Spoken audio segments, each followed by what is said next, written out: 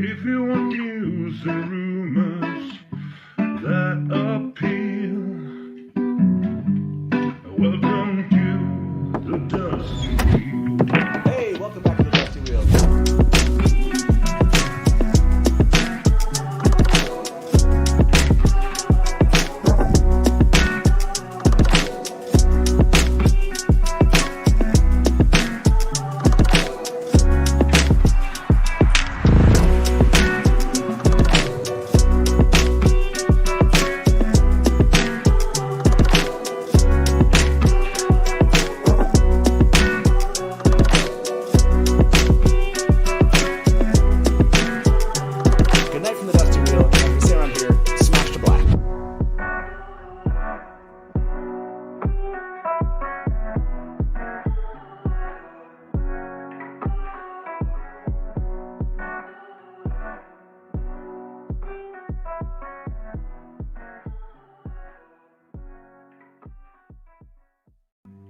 If you want news and rumors that appeal, welcome to the Dusty Wheel. Hey, welcome back to the Dusty Wheel.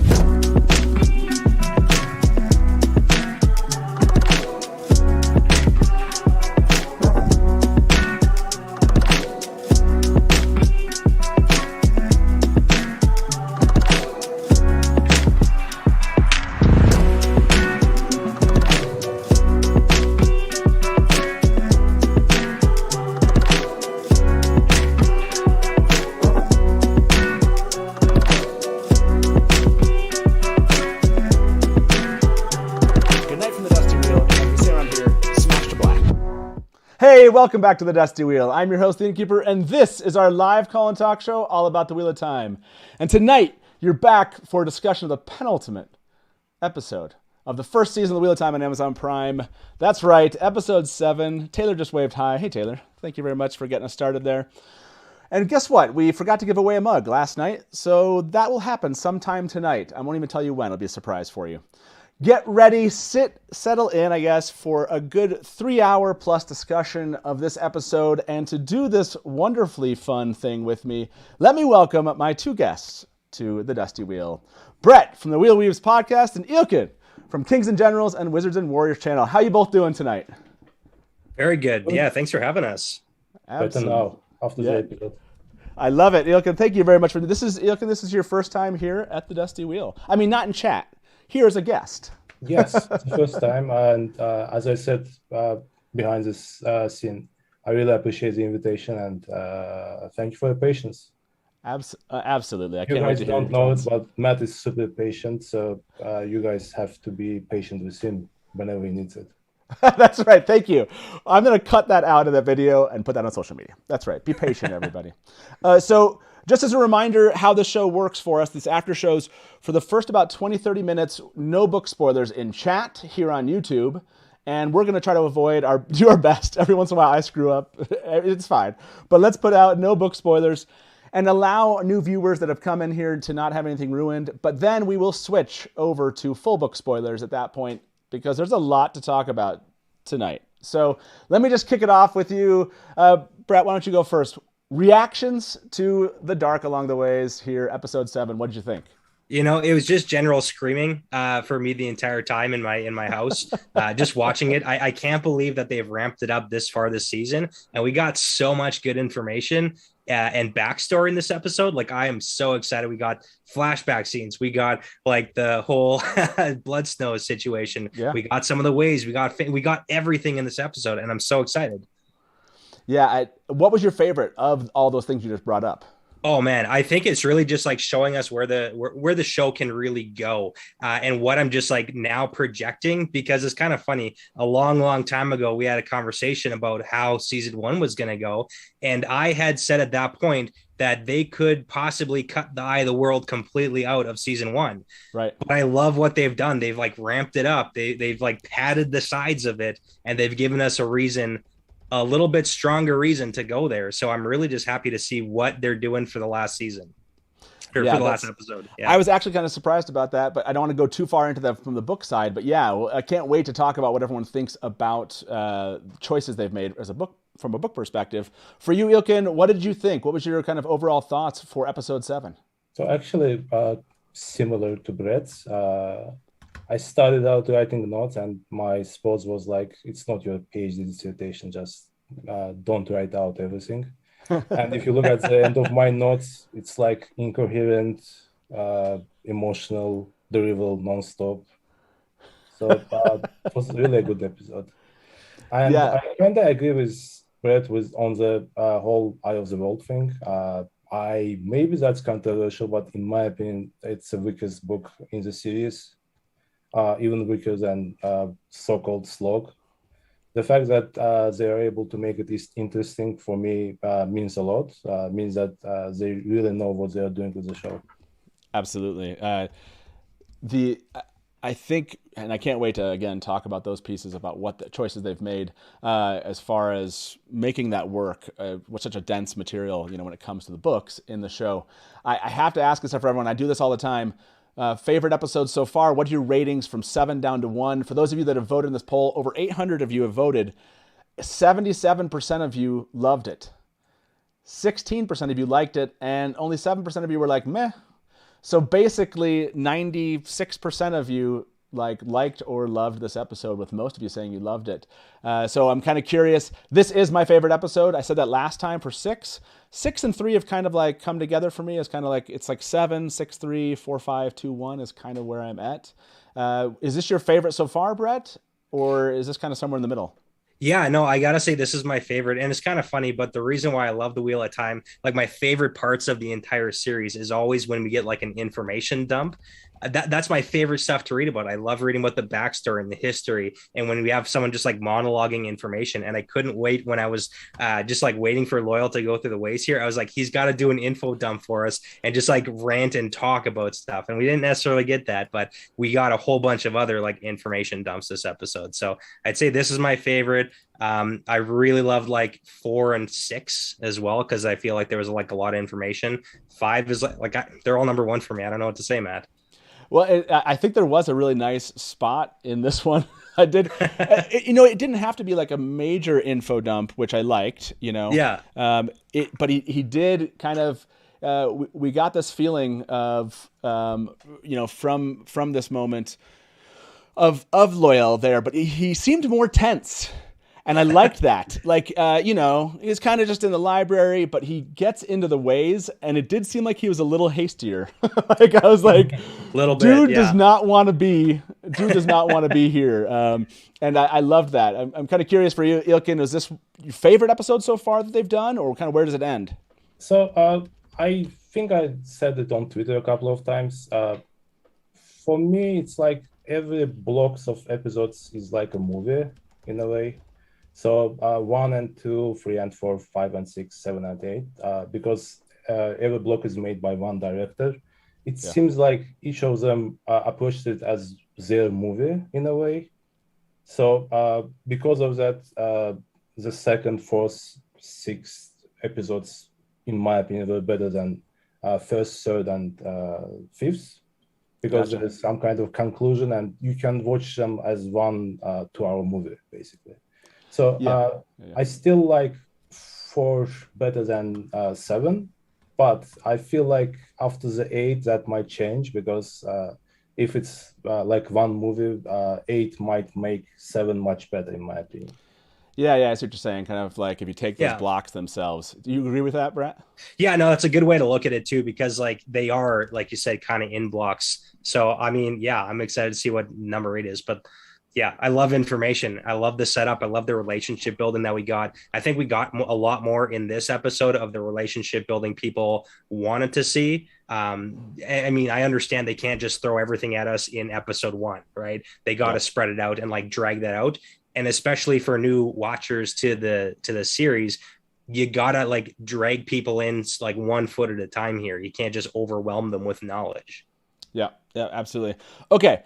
I want to dive into just reactions to this. I mean, to me, this has to be this cold open is just so well done. Just the choreography, this felt to me like the most cinematic piece of the show so far. That was a Yeah. masterpiece. Absolutely. Yeah, the choreography in that battle was so believable. Like the Aiel just in this case, and they don't really talk about who this is, and we won't necessarily go into that history right now of that. But I think the idea of the Aiel here is just so well. Yeah, go ahead. I was going to say, because the only experience we have, like just from a show standpoint with Aiel so far, is the one in a cage who got shot down. And Tom kind of monologues a little bit about, hey, they're, warriors, they have a code of ethics and all this stuff. But here we just get to see just the ruthless badassery of this woman just taking down, like, I didn't even get a body count on that. Is there like 7 people that she took down? I don't know. Like, yeah, absolutely. And pregnant. Yeah, I know. Like between contractions, like, oh my God. I will talk about logistics of that. Obviously, without women talking about it is a bit weird, but I'm not going to give book spoilers, but I always found it kind of weird that she's allowed to go into battle. Like, Aiel is so practical, in my opinion. Again, no book spoilers, I'm sorry about that, but just the logistics of it all has always, I don't know, was weird to me. So obviously she's a badass, and the actress is doing extremely good job. And the choreography is even better than in episode 1 or 4. That's all true. But it just, as I said, logistics of it was always weird to me. Right. Yeah. I mean, answers for that, right? But we can't dive into that yet. Yeah, so. Right. Well, and what I thought was one of the most compelling parts of that, though, was they did not have her really speaking, right? She's in the throes of labor. Yes. And between like killing people, she's feeling labor pains. And it's just, you can't, I don't know. Like, again, I haven't seen everyone's reactions to this. You can't feel, I mean, you're like, what is she doing? But at the same time, you're like really engaged. Like, here's this pregnant woman that you're feeling for. Like, yeah, anyways, it was just like a really overwhelming kind of cold open. Yeah. And, it's kind of funny. The vibes that I got from that, I'm just going to like do like an old school throwback. Well, maybe not that old school, but okay. So Troy with Brad Pitt, like really way back when, he had all these like phenomenal, like cinematic fight scenes. And I just like was brought back to me as a kid watching Brad Pitt kick butt. And then I was like, oh my God, this is the new Brad Pitt, like Achilles style, killing everybody, taking no names here. Yeah, exactly. I honestly, it is probably my favorite scene, like that whole section of it. My favorite scene of the show so far. It made me think, like, I just want to, and I think I said this, I just want to kind of skip ahead to more of these. And no book spoilers, but I'd like more Aiel on the screen. That's it. I'm excited for it. I actually asked my friend, who is not a book reader, after episode 3, he didn't really care about Aiel. Like, there was this corpse, etc. No matter. Now, he was asking questions: who this woman is, why she's able to fight so well, etc. Yeah. I didn't give him any spoilers, which is good. I'm a good person now. But as I say, this was a good way to give non-book readers space to think about Aiel until the second season comes in. I don't know if Aiel will be in the second season. I assume they will be, but just a good introduction. Just a really well crafted. Again, this is that. I just can't wait to see what. Honestly, from just general fandom all across social media, doesn't matter, Reddit, Facebook, Instagram. I kind of want to know the pulse of what fans are thinking. I asked this question in chat, like, was this your favorite cold open? 93% so far. There's almost 600 people have voted. Can we tie it to the end of the scene, like at the very end of that episode? Oh, too? Just like lump it together. Yeah, because that just makes it like 10 times better too. Yeah. Did you like that kind of? Did you like how they kind of made us wait to get there? Yes, absolutely. I'm a total fan of that. that was pretty amazing, I have to say. Now, for those of you that are in chat here or kind of in here in our live chat on YouTube, I'm trying to kind of grab some comments. I saw from Wild Gardenia said, when I was pregnant, I could have stabbed someone. so maybe not too. I must say when I was in labor, I could have stabbed someone in the throat. So maybe not too far fetched. So yes, if this makes sense, maybe to Ilkin, to your point of like what an interesting scene to see a pregnant woman in this. Like, it felt really believable. like, oh wow, like here is somehow I'm engaged and not like I'm not stepped out of the whole scene wondering like this the doesn't way make she was sense. fighting, the choreography made sense. Yeah. It all made sense. But in general, like the first time I read the books, I was in my teens. I know that it's difficult to imagine right now, my teens, etc. But for me, it was extremely difficult to imagine a society, again, no book spoilers, but a society like Isles allowing Yeah. a pregnant woman to fight. Yep. I know why she was fighting now because of the books. Yep. Guys, just read the books. Books are great. If everyone is able to read the books. We got to circle back in like 15 minutes and If just like everyone pick reads this the books, we conversation just up. can stop Yeah. with the no spoiler thing. It's fine. You have 10 minutes to read the books. Go. You have 10 minutes to read the books. Exactly. I like this comment. Sorry, Ilkin, this is going over your face. Lehulkin said, I lost it when Tam figured out what was happening and helped her, all without saying a word. Yeah, there was something really powerful about like the absence of speech in that whole kind of moment there, which I thought was just really kind of well done. So Kieran Donnelly that was the director of this episode? Just amazing. Kieran, if you're out there, like, yeah, you I did gotta a say fantastic job. they've done a fantastic job. There's been a few episodes where they use silence, like even though a couple episodes ago with the whole Lan going to figure out that Stepan committed suicide, right? Like that was a huge thing. They use the silence as the pause to just like bring you into the scene. Very great. Yeah. Oh yeah, it was fantastic. Okay. So that is what we will definitely circle back here when we get to book spoilers. Just anything else, just from a general viewer perspective, we get to episode 7. Was there something that was really satisfying about what we saw here in this episode to you, Ilkin? Was there something else that stood out to you other than obviously this cold open? I like the ways. I know that there was a whole discussion after episode 6 about the way the gates are opening, and we will have this discussion because I have like 50 notes about the ways, etc. They're all spoilers, so let's keep it outside. But overall, look of the ways, really nice. I don't know if you guys noticed it. There was this moment Lan tells Moraine that someone is following them. It's exact copy of the moment Aragorn telling Gandalf someone is following them in Mines of Moria. Right, it's Gollum. He's following through. I don't know if it was deliberate. I don't remember if it's from the books, but that's the exact moment, and I really liked it. Again, I don't mind taking stuff from Lord of the Rings because it's kind of like a Bible, I guess. Yeah. No, it's for sure deliberate. It's definitely RJ's writing style. It was all deliberate to pull that inspiration. Yeah, and you shouldn't. I'm glad they didn't completely run away from that at all times.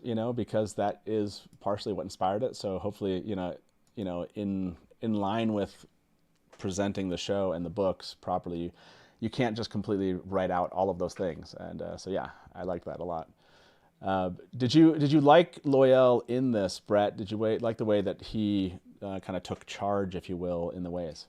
Yeah, I definitely did. I wish that we got more in the ways, but I understand time constraints. Like we only have hour episodes, so they can't spend 35 minutes in the actual ways. That's just too much. But right. As much as I'd like just like one episode in the way, like give me 25 episodes per season, we're good to go.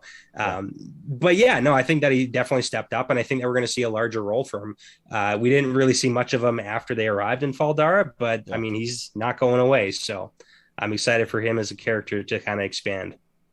Sorry, go ahead. No, I was going to say this presentation of the ways for you, Ilkin.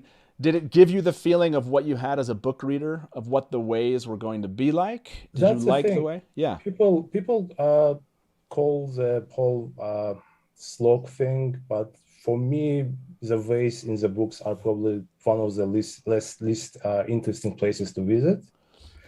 Sure. So again, I know that it might be controversial, but for me, it wasn't that interested. In general, I don't like fantasy that focuses on dungeons and mines, etc. Yeah. But the look of the ways, it was exactly how I wanted them to be, maybe even better than I imagined. So I have zero You know what problem. I'm a big fan of though is the safety ledges. Like finally Yes. we get some sort of railing system to just prevent people from falling off the edge there. Like I think that's important. Yeah, again, we did get some whistling, We and did, we yes. got a flash of Pat and Fane there. This one, I don't think anyone missed. There's been a couple I've missed, Yeah. but we definitely got a whistle and some Fane, and we will circle back to how he made it into the ways, perhaps, So and how he about made whistling, it out. am I wrong that whistling only happens when someone is asleep? Yeah. I don't think so. I'm Well, pretty you sure have that to- I've heard it. Yeah. I In mean, episode 2, for instance, they were asleep in the woods, and then they heard it. Then I think in episode 5, it was the moment when Matt was kind of seeing crazy Logan laughing. So Well, the- not exactly sleeping, but more like a dreamlike state, I guess. yeah, they were walking. I thought we heard one when they were walking into the inn, also. Like Yes. when they were Yeah. walking In into the inn, I think you Tarvalon. hear. Then Yeah, I I'm think you wrong. hear one I there. thought that it was the moment when Logan was laughing at Matt. Yeah, I think it's the one. But I like how they. Do you like Ilkin? How they've been using that? Do you like the kind of whistling nature of maybe sound as presenting Pat and Fane everywhere? we have 7 minutes not to talk about book spoilers. I'm not going to attack Brandon Sanderson right now. But in 7 minutes I will. In general, I want more of Fane. Again, in my notes, I have a couple of things on him. I hope they will expand him. I hope that maybe he will get the power of some kind of other characters. Maybe he's stronger than he is in the books. Maybe he's more interesting than he's in the books. So I hope that they will use him more in general. The actor is great. The actor is perfect. Yeah, I love the actor. I'm going to ask everybody that in chat. So over 600 of you have voted on, do you like the presentation of the ways? And in chat they said 86% did like the presentation of the ways. Okay, there you go. Pat and Fane, do you want? How about this? Just do you want to see more of Pat and Fane? We'll ask that. That's a very non-book spoiler kind of question. We'll ask that one here. I did see some comments that came in that I can't throw up on screen. This one came from Brother Tarwin's Gaptooth. Thank you very much for the tip. Said, and finally, no book spoilers. Brother Sensitive is the Dragon Reborn. Yeah, that's exactly. That was an answer. We finally got an answer in this. Did you like that we got the answer this time, Brett? Yes, I mean that's what I was waiting the for. The mystery's over. I mean, I've literally been waiting because at the beginning, I was like, okay, obviously it's a bit of a mystery that they're opening up with because that's how Amazon presented the show. Like, hey, Maureen's kind of the lead. We don't know who this is, and I was like, okay, I thought it was going to be the end of season 1, so I thought they were going to drop it next episode technically. But I love that they give it to us now to give us one episode to like really build this up big. And then we'll go forward. So yeah, I like how Brett mentions that they might have done it in the last episode because that's basically how it happens in the books, right? Oops, sorry. Yeah, but I mean, even talking about the books, like it's not hidden, right? It's not hidden. It was never a secret because the main character is 90% his perspective. I mean, other characters learn about this in the last. Oh moment. yeah. Where everybody else kind of finds out. So well, I have to. I was going to say this. By the way, I saw a comment come in about the whistle, and let me just address this one really quick. Adam said the first whistle was when the Fade was into the two rivers. Heard a whistle, and then I want to point out this poll. I just asked it just a couple minutes ago. Over 60% of you voted. Do you want to see more of Pat and Fane? 88% of you said yes. So what they're doing with Pat and Fane, at least for this group right here in live chat, is working. So yeah, I love it. By the way, it's also conditioning, right? They're just conditioning us with the whistle. So they've done a good job on that. And this tip came from Noel. Thank you very much, Noel. Said, sorry, I'm shirking my mod duties tonight to early Friday work, but this episode has me and my wife blessedly shook. Sorry, Dana, I used caps. I have toe. Taishar, Innkeeper, Taylor, Guest, and Hatch Clan. Yeah, this has been such a fun episode. I could just tell as soon as this was over, people were in chat, just freaking out about it a bit. So it's going to be fun to kind of break this down. And I think we've probably kind of gone down that road, I think, enough for those of the fans here, hopefully, kind of take part in this non-book spoiler moment. But we're going to move on to kind of full book spoilers here. Unleash me. I'm gonna unleash you. Any final non-book spoiler comments, Brett? I mean, you do a non-spoiler kind of podcast. If you don't know the Wheel Reads podcast, you need to go Wheel check Weaves. it. Wheel Weaves. I said Reads. Sorry, Wheel Weaves. Okay. It's just the way I pronounce that. There, a Wheel Weaves podcast. This whole idea of you coming in and being able to like spoil the books, but I made you not spoil anything for a while. So, but is there anything non-spoiler you want to say before we jump in? Yeah, I mean, I think especially the Lan and Nynaeve scene, I thought it was so funny because they walk to Lan's door and then he's like, okay, good night. And he goes in and I was like, I just want to push their heads together. Like, come on. And then when she comes back to his room, I swear I was cheering. Like, that was just fantastic. Yeah, I love the relationship building we got here. I loved how Perrin was affected by the way of the leaf. He's trying to explain to his friend Rand what he was going through, and it's like I think about it. But if I was in that group for a moment, I probably would come out and explain to my friends what was happening. So it's like a very genuine moment. I really like. Yeah, that they give us a little cut of that. It does feel like, again, we saw some of the bonus content. We're going to cover that here immediately. I'm jumping right to a piece of bonus content. I can't wait. We're going to talk about Pat and Fane. We're going to jump to there shortly. But it seems like in some of the bonus content, Ilkin, right, we're not getting every scene that they've clearly filmed. Do you think that's just the nature of the beast and they had to fit this in? Or do you think it is kind of like they're filming extra to give us other content outside of the main show? So I don't know how Amazon works. Obviously, they don't have some kind of time constraint. It shouldn't be like 45 minutes and 3 5-minute ads. So they don't care about that. If they don't care about that, then why not show us like 5 extra minutes or 2 extra minutes? Because especially, I think it affected episode 6.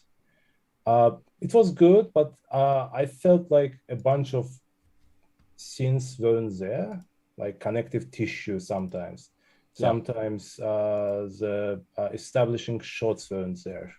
And we know that they have the locations. We know that we have seen the locations, right?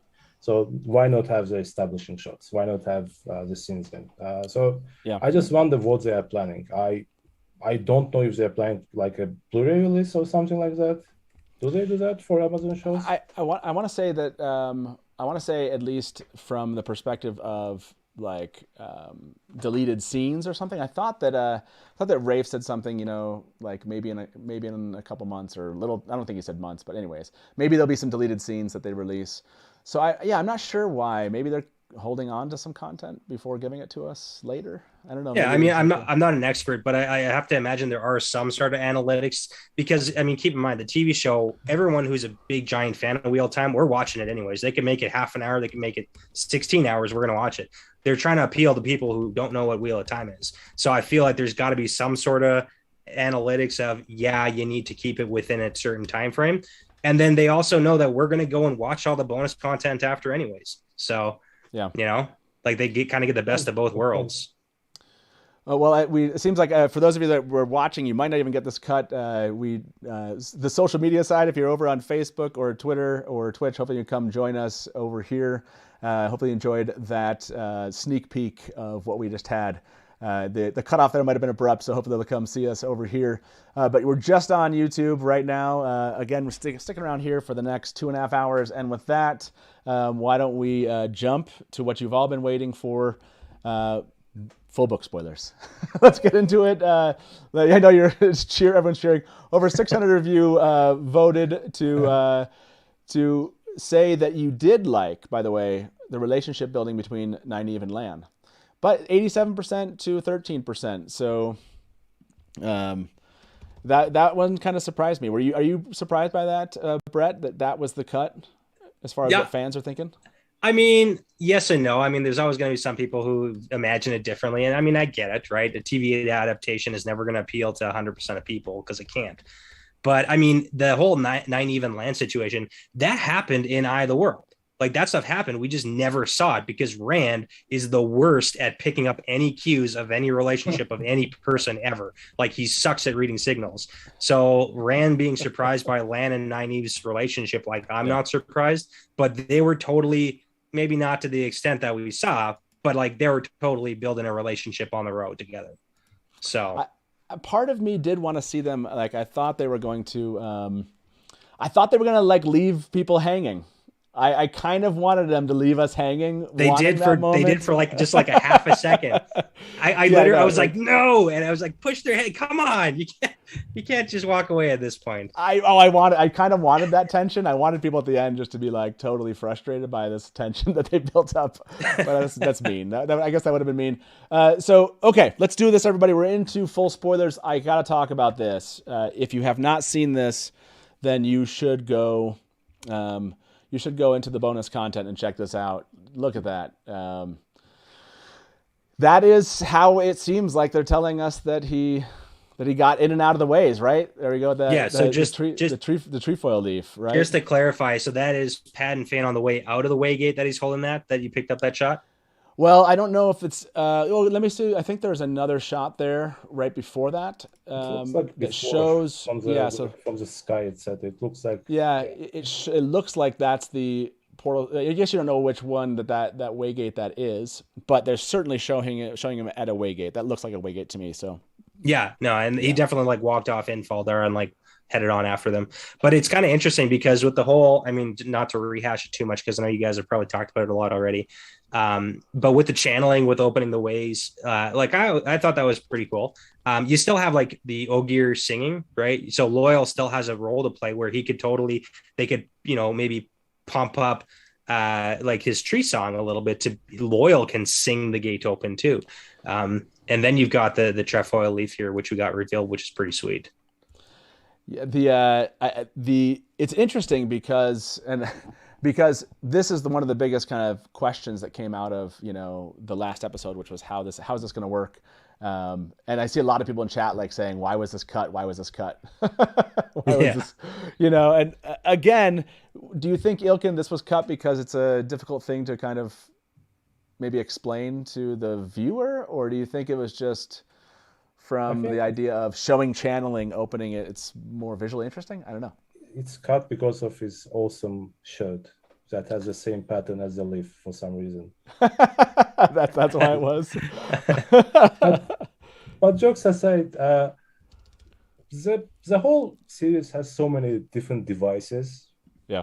Like when I say device, I mean like angles, terangles, stuff that is neither, stuff that's not working, stuff that's working, million broken things in different parts of the world, etc. So yeah. I am not against them oversimplifying it. I think that the whole leaf and the behind the scene shot is for us, book fans. And I don't think that it will figure in the future episodes. That's possible. Yeah, without that shot, without that photo, I was kind of thinking that they might unite Fane with one of the Forsaken. Yeah, like make them one character and allow him to be able to channel. But since they decided to show us this photo, I think that my theory is dead. Basically on arrival. So I'm actually wondering if they are going to show the leaves in the future. How are they going even to use the ways in the future? That's a good question. Yeah, maybe they don't plan on going back, and so maybe like into the ways very often, and so maybe it wasn't important to them to try to explain all the different mechanisms about how to use it. That's really well put. I saw At this. Sometimes they kind of giving themselves opportunity to show it down the line, if you know what I mean. Yeah. They are kind of leaving breadcrumbs, and in the future they can expand on it the way Jordan did, basically, right? Yeah, what do you think about that, Brett? Do you think Yeah. that makes sense? To Yeah, you? no, it makes sense because like if you show the event of Sorrel Leaf, then you have to explain, hey, what's an event of Sorrel Leaf? And it's like, hey, well, that's the tree of life. And it's like, well, what is that and why is that important? And then why do the leaves matter? And you have to go through all this history. So again, just with like new people who haven't read any of the books, like you can't just like drop all that knowledge because it's not going to stick. So you got it. Yeah. And that's why I think they chose to show Moraine channeling to open up the way gates, because that makes sense to a new reader or a new watcher. It's like, yeah, it's magic. It makes sense. You can open up the way gate. There you go. And then after down the road, like in a season or two, then we can like drag a little bit more knowledge and information in to show an alternative way to get through the ways. Yep. Someone just pointed this out, which I think is interesting for those of us sitting here and chatting all about this. I hadn't noticed this one, and it seems to suggest, right, which goes back to that question. This is concept art. I think this is what they think is Matt here in a concept art picture, if you will. Whether or not that was ever to be a reality, or whether that actually is supposed to be Matt there, and maybe there's another one that shows up. But yeah, if you guys, we're going to go through a lot of these concept stills, some of these gallery items. But I love this one. This one's really cool shot. I think this is from, my guess is The Ways, and I'm assuming that's the kind of Trolloc hand there, maybe. Yeah, it looks like it. Yeah, you should go through these. We will call them out in chat if you want to talk about one. And let me try not to lose some of these comments that are coming in. And we'll open the call lines here shortly. So, we'll make sure we get to the calls. I already see there's already one person waiting because fans already know the line to call, of course. So let me answer some fan questions here, that have come in. And let's throw those up on screen here shortly. Give me a second, everybody. And then we'll jump back into kind of some things. We have to talk about Min and her viewings, obviously. So this is Zeus. We did this for you. You're welcome. Innkeeper Taylor grabbed the episode still showing Fane holding a leaf. Yes, you're welcome. We finally covered that. Thank you very much. And this is a... and this is an interesting question from WL. Do you think that Barney Harris leaving forced them to reveal Rand as the Dragonborn earlier than planned? Will we ever see the original script to episode 7 or 8 before him leaving? I don't think that... I don't know. This seemed like the whole beat of the episode was to have Rand's moment there. I don't know. That's how I read it. Brett, you're shaking your head.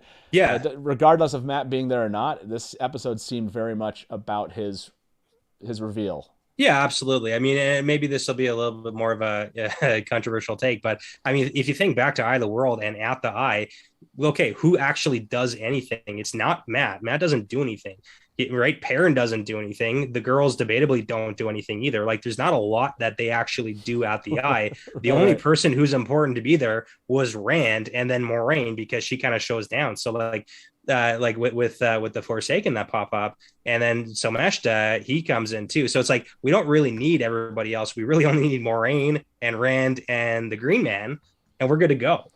So it's like what's important in at Eye of the World, Loyal.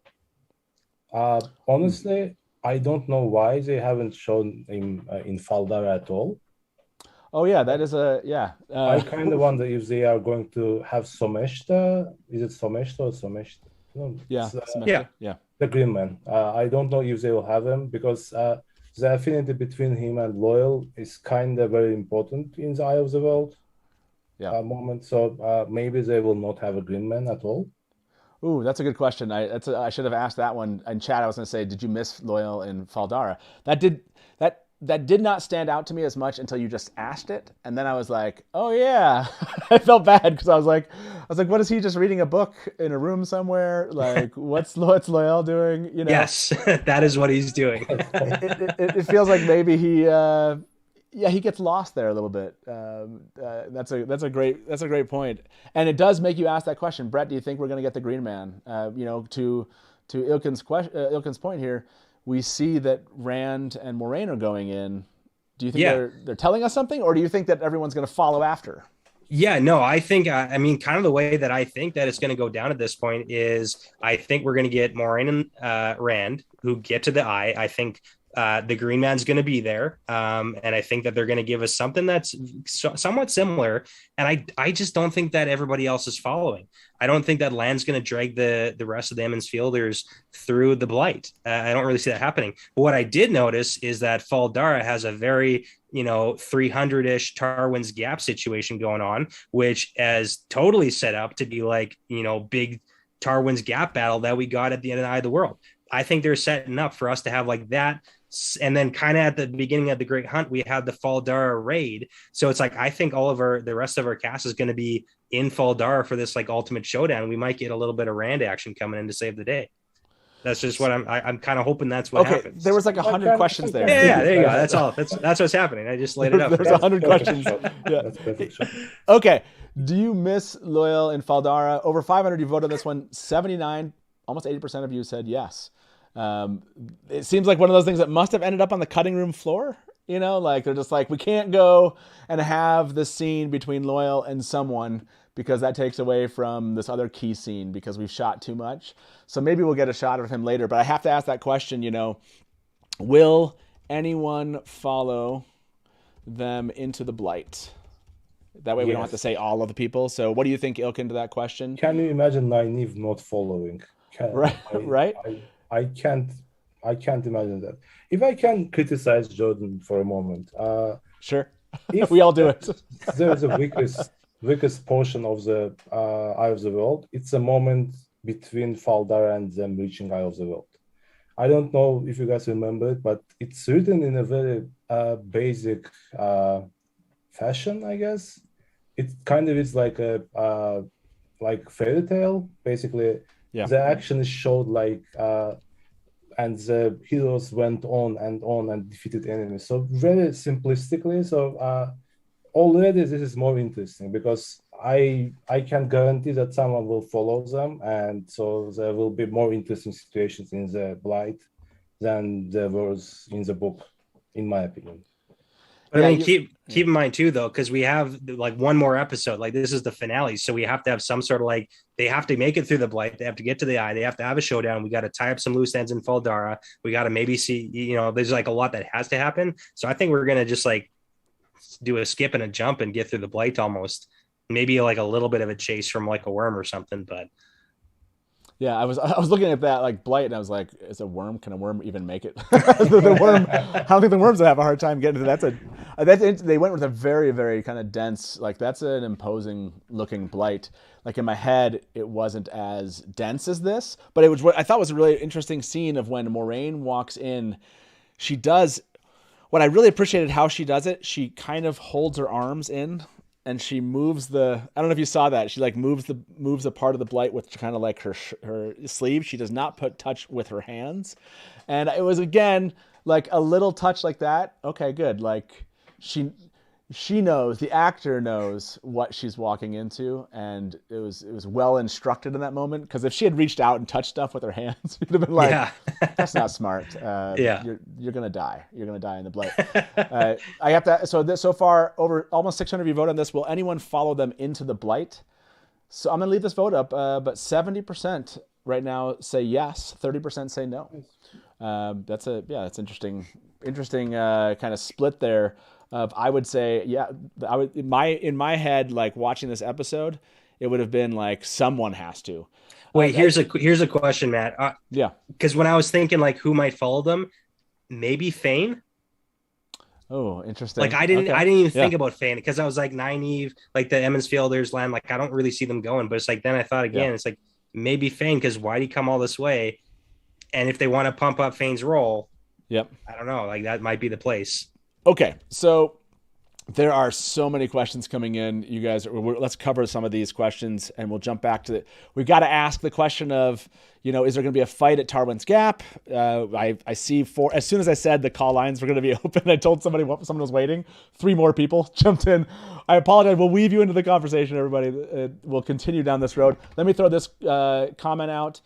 From Josh, said Rand holding baby equals dead baby in tear attack. Interesting.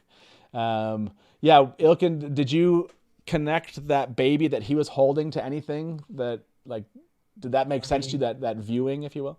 I haven't read the books in a couple of weeks, so I might be misremembering. Wasn't the girl in tier something like 7, 8, something like that? I think thought it was, yeah, I thought it was not a baby. somebody in chat said that it might be the child Min and Rand will have together at some point. Okay. Oh, And yeah. I kind of Interesting. like that, to be honest, because Rand is looking as a child really in a loving way. So Yeah. it might be his child. Obviously, we'll all look at the children same way at all children. So yeah, but I feel like it might be someone Matt's Rand knows. So yeah. Okay. Yeah. What do you think about that, Brett? Do you think the baby is related to Rand that he's holding? Yeah, I mean, like it could be. So this is the thing. I immediately, like, just from the books, I was thinking like, okay, well, maybe like one of Elaine's, but it's like, no. So maybe Min's, because the hair color too. I only got like a real quick look at it. So Yeah. But it looked like dark hair. So maybe like a baby with Min. I got nothing good on that though. Yeah, I'm seeing some people say baby had black hair, it has to be Rand and Min and Rand baby. There's a lot of love for that theory. Okay, we left this poll up there. Almost 750 have voted on this one. Will anyone follow them into the Blight? It actually has stayed pretty consistent. 71% said yes, 29% said no. Let's end that poll here. This is an interesting question from Brian. So did Barney leaving lead to only Rand and Moraine going into the Blight from a filming availability of the actors? So that's something that to me is almost a little bit more believable potentially. You know, if they made that decision, like this being Rand's episode and about Rand's reveal, that just makes sense. I think that was always the case. Do you think that they changed any kind of plotting plans, Brett, based on just the change with Barney? I mean, I really don't want to say yes to it. I just want to say no. This was more or less their original plan. Maybe they got thrown through some hoops, but I feel like they might have had like a couple of contingency plans because it works really well. Because I think that we can get an attack on Faldara at the end to kind of link into Tarwin's Gap situation. We can have half the crew there doing the action scenes there, and we got the Moraine and Rand showdown. So I feel like we got our bases covered. And then Matt, we can get started on the whole like Matt and Tom situation early. We can get that going in Tar Valon right now.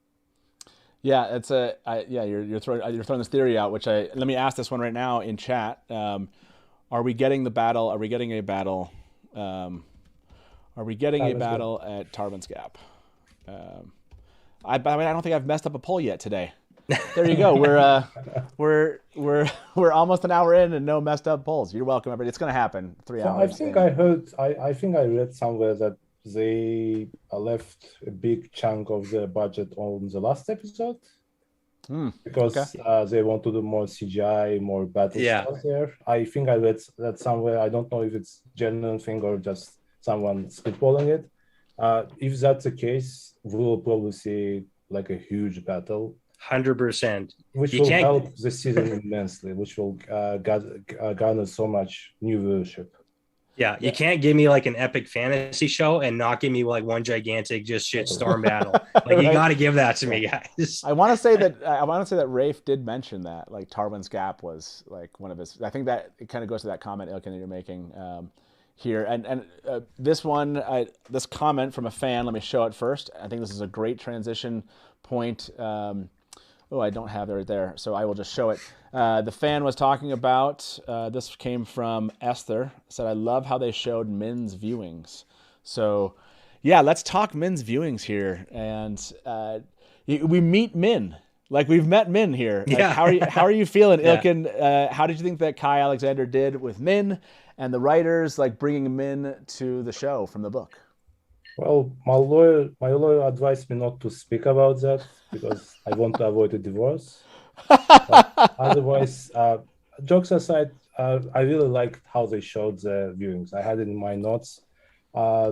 In the book, it kind of all over the place in terms of how they're showing it. Sometimes it's whole scenes, sometimes it's viewings, sometimes it's just symbols above the head.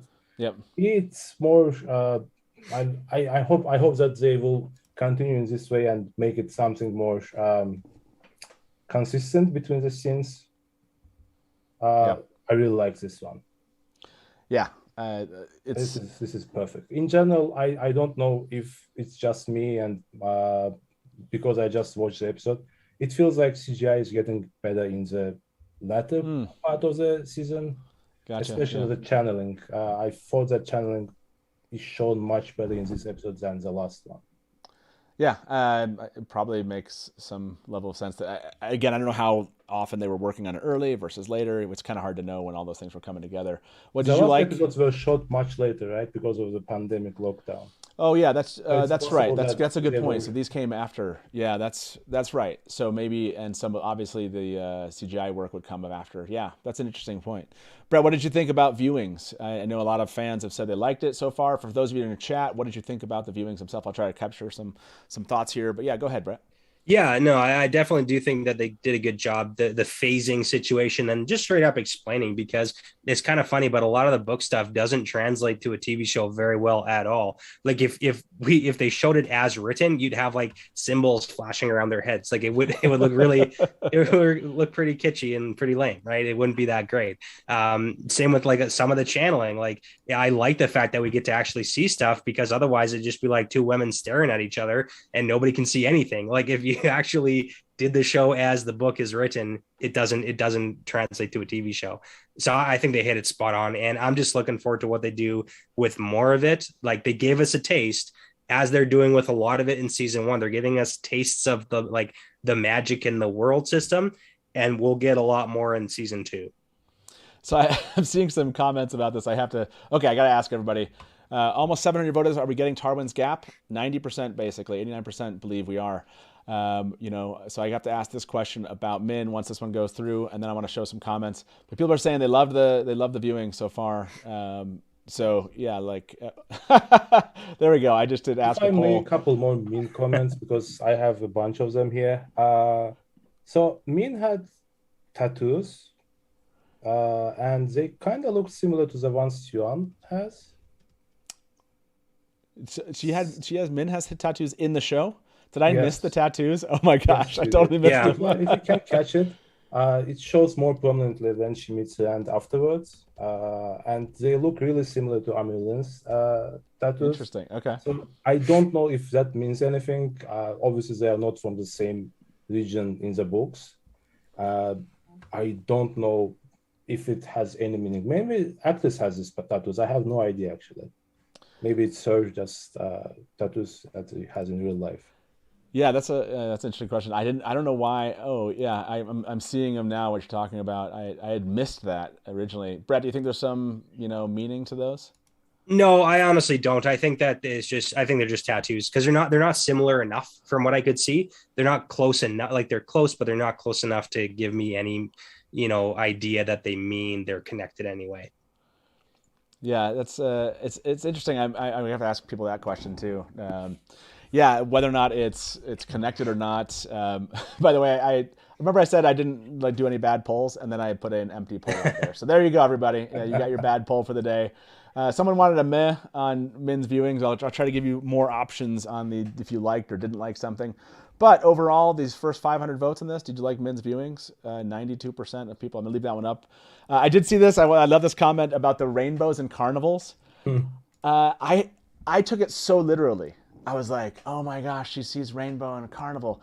And I forgot that Min's not under any obligation to tell the truth about any of this She's stuff. sarcastic 100% of the time in the books, right?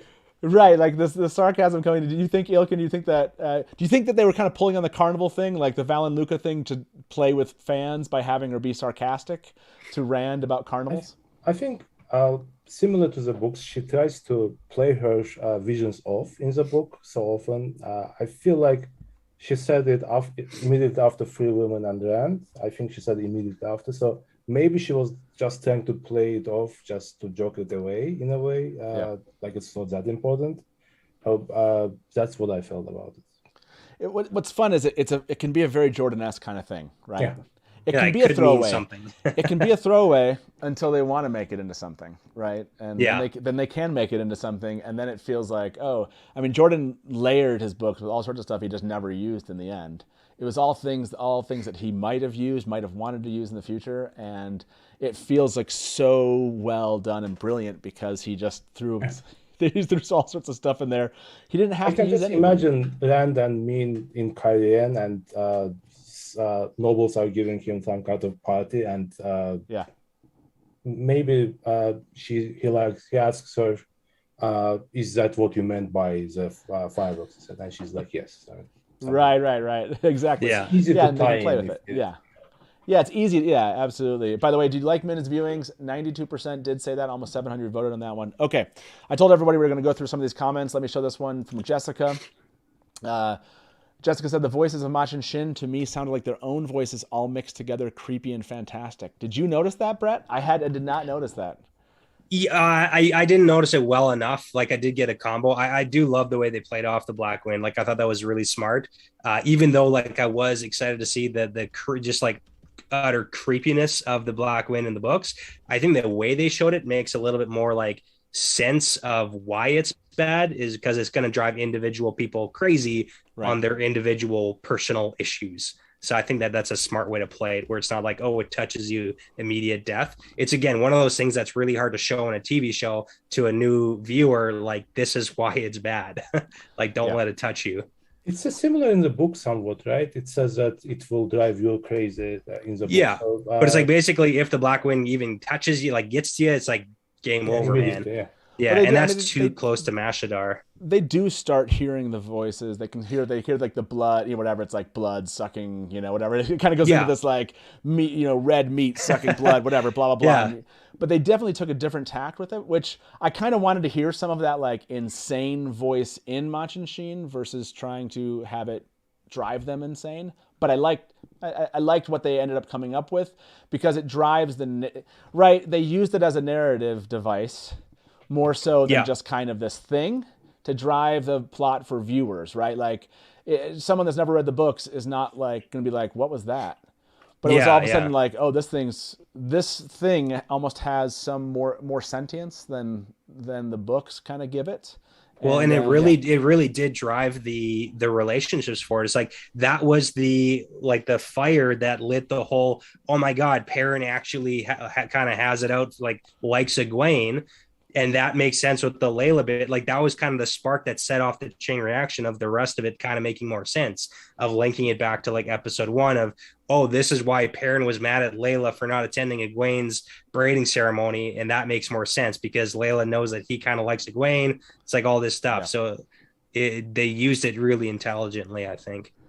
In general, I like that they are making Egwene and the Rand story more interesting. Yeah. In the book, it was the verse. Some relationships don't make sense in the book in general, but Egwene and Rand probably was the worst one for me. In the show, it's more fleshed out. There's more drama. You feel that they are caring for each other. You feel the angst there. You feel the emotion. Not so much in the book. Not at all in the book. Yeah. I still want to return to Min because I can't stop talking about Min. So at some point, Min tells Rand that she have seen her father in Tar Valon. Yeah. So what was Tam Altor doing in Tar Valon? That's a good question. Was he looking for some kind of answer? Was he looking for some kind of healing for his wife, maybe? I don't think we're getting him in Tar Valon before the events of the book, right? So I wonder why he was there. Yeah. Oh my gosh. There's so many. Let's be honest. There's so many questions. This is what came out of this one for me, and I don't know if everyone else feels this way. This one is driving so many more questions than answers than ever in any of the other episodes, in my opinion. Questions for us book fans of like what viewings are they talking about? Like again, like who is this baby? What can you believe in Min's viewings or not? Like you said, Tam and Tar Valon. Those kind of questions I think are really compelling. And I go back to your comment here. I think the relationship between Rand and Egwene is the most believable version I've ever experienced. Yeah, that's and you can either love that or hate that, but it's definitely much more believable than anything that was written into the books. And so this question, almost 700 voted this one. What do you think of the voice of Machin Shin? This one's more mixed. This was loved it, 46%, liked it, 40%, and meh, 14%.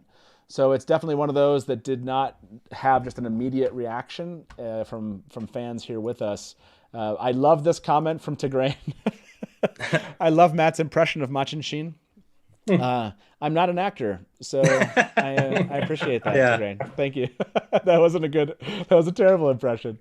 Oh gosh, that was so bad.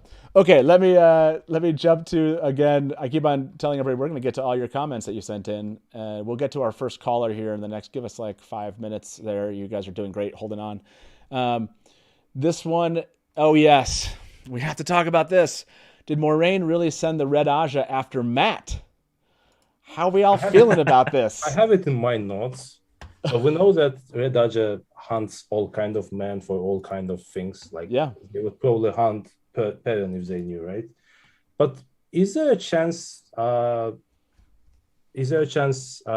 thinks that Matt is false dragon? Oh, interesting. Yeah, that's a good question. Brett, do you think that she is still, that they have Moraine kind of wondering what Matt is at this point?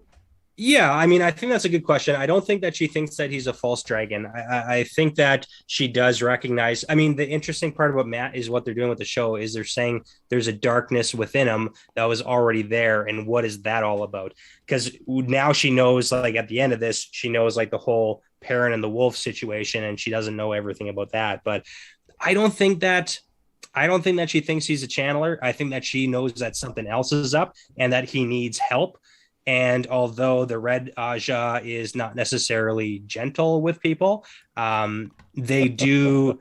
But like Ilkin said, like in the show, it's already been said that they will hunt down any kind of man and also woman who abuses any kind of power.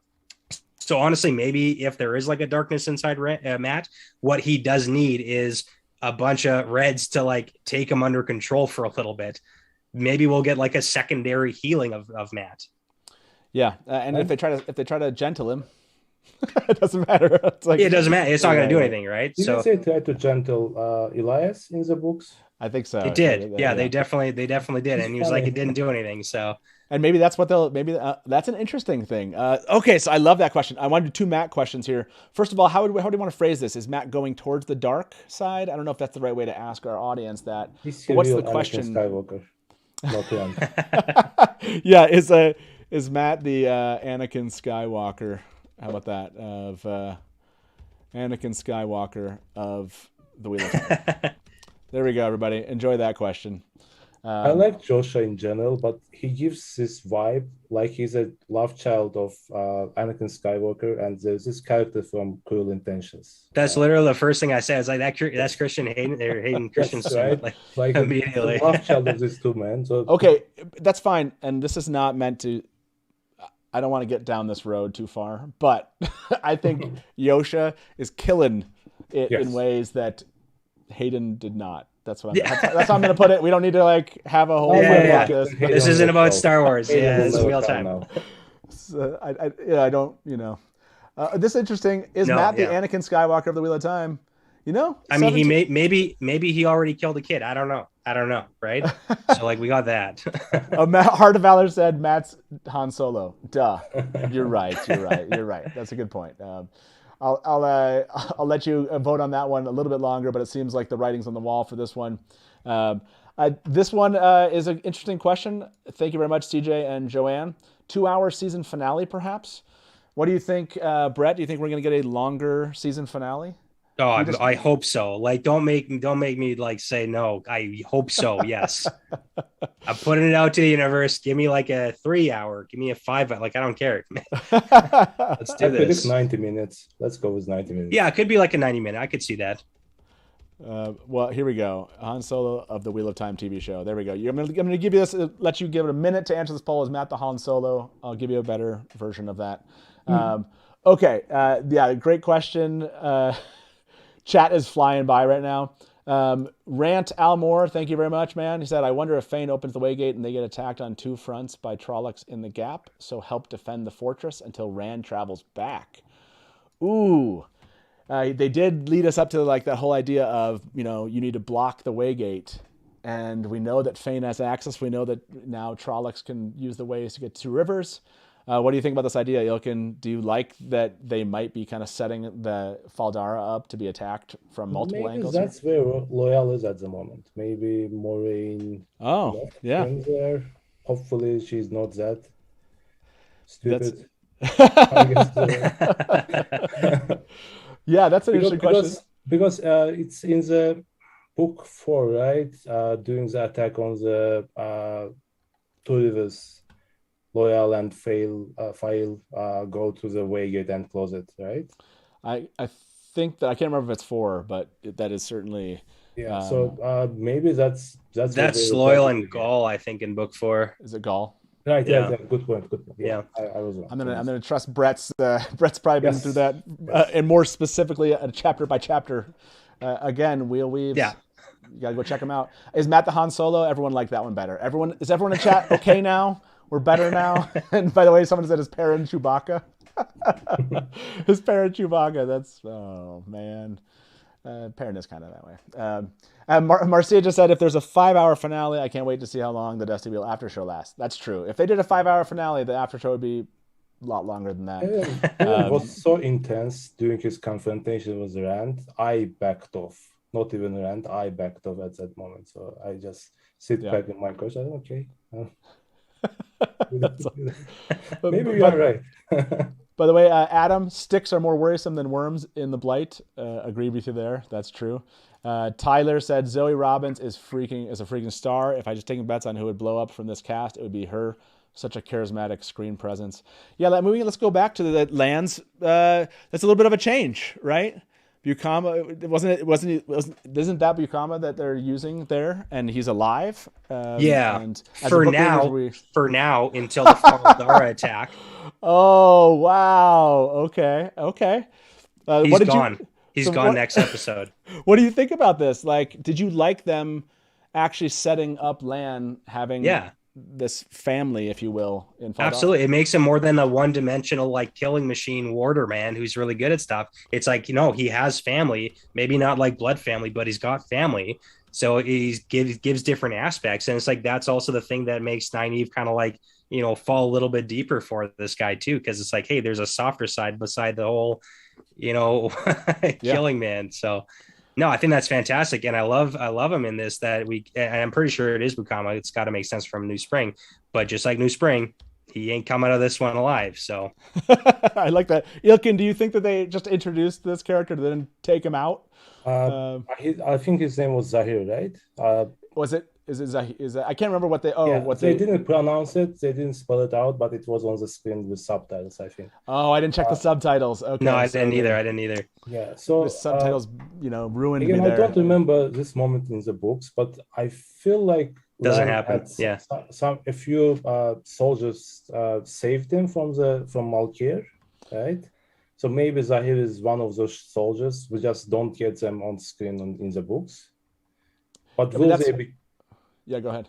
Will they be killed? I don't know. I feel like if Trollocs are inside Faldara, it's all over. Do you think like there might be like a siege battle of kind, but if the Trollocs are inside, it's probably all over. But I mean, that's the whole setup for the Great Hunt, though, right? Because that's the whole Faldara attack where they get in because there's Dark Friends who are letting them in, which is kind of like a really important plot point too. So, I mean, I think that we're going to get set up for like a little invasion. And that's one of the things that can be, it can be different. The way Agilmar is greeting Moraine, I kind of felt like he's anti-Aes Sedai. And for a moment, I don't know if they are going to do that, but is it possible that they will unite him and Inktar into one character? Unite who? Which two characters? So Agilmar, when he's greeting Moraine, he's really antagonistic against her. Yeah. It feels like he's a dark friend in a way. Ooh, interesting. Ooh, yeah. I personally don't think so. I don't think that they're going to do that to Agilmar. He's really like combative with her. And I think if anything, they're showing a little bit of tension because his sister Amelisa, they're showing her as a channeler, but one who wasn't powerful enough to gain the shawl, or like the ring, because we did get that close up of the ring without the gem, and we got that little dialogue of, oh, she's not strong enough. So maybe there is some tension because of that whole brother sister relationship, but I don't think that they're making Agelmar a dark friend. Yeah, let me end this poll right here. I'm taking our first caller. Did you like the introduction to Lan's family in Faldara? About 90% of the 500 people that voted said yes, they did like it. So that's really interesting. Okay, so let's ask everybody that question. I'll take our caller while people answer this question. Did you like I'm going to say the antagonistic version of Lord Agelmar? Because he doesn't really, it feels a bit more antagonistic here than they've done in the books. And so let me ask that. So while we do that, let me take our first caller into the show now. Welcome to the Dusty Wheel. Who's this? Hi, my name's Samuel. I called in a few times, and I left the comment that unfortunately got auto-corrected. So Samuel, thank you very much for calling in, man. Appreciate it. Thanks for waiting online. Sorry to, obviously, the first call is always makes you wait a little bit longer than most. No, actually, when I call in, it actually syncs up more than YouTube, so that when I get a poll question, you're actually talking about the thing that you're doing the poll on. So it's all perfect. So good. So what was your thought of episode 7, and what's your question for our guest here? I loved it, despite the fact that the thing I was most excited for this episode, and actually even the entire show, is Min. And to be completely honest, I was kind of underwhelmed with that, but it didn't allow me to lose my enjoyment of the entire show, because I was totally in love with Lan and I Need Date Night and everything going on with Rand and Egwene as well. That was really good. And I feel like one of the things I love about Min is that she's able to humanize everyone. She's able to ground people and bring them down to earth and make them more human. And everyone in the show is already like that. So there's maybe less of a need for her, in my opinion. But I'm still excited. I'm still excited for Kay Alexander. I am but the rest of the show as well. So happy. Yeah, I do want to ask you, how did Rand come to the conclusion that he was the Dragon Reborn? That was kind of confusing. Oh, how did you, I have a way that I understood it, but for you, Brett, how did you understand his conclusion, if you will? Yeah, the thing about the Machin Shin, the Black Wind, of kind of what we saw is, yes, don't listen to the black spooky wind, but there's also some truth to what the wind is telling you, because it's preying on your subconscious. So we got the flashback scenes of him knowing what he's doing with the whole door situation, busting it open. We saw the weaves around him. We saw the flashback of Rand realizing in the ways he was the one who channeled to kill that Trolloc, not Egwene, who apologized at the time. Then we also got the flashback of him thinking about the back when he was carrying Tam into town after the Beltane attack. We got the whole fever dream callback situation that explains that, oh, Rand was that little boy on the mountain. That was the Aiel scene that we saw at the beginning of Rand being born on Dragonmount. That was Tam who helped deliver Rand. Was there a part of did they mention anything about the Dragonmount prophecy? No, but in the show? We got the Black Wind saying in episode 1, actually, not the Dragonmount itself. Actually, okay, yeah. They have mentioned it. Yeah, so then it's just the internal dialogue of the Machin Shin telling Rand, you've always known, you're the Dragon Reborn, you're the one. And then he thinks about all those things, he's felt himself channeling. That's what my interpretation was. I took it that he knew he was a channeler. And then he knew that Moraine came looking for a child that was not actually, was not did not grow up or from there, if you will. And that he was clearly I can channel.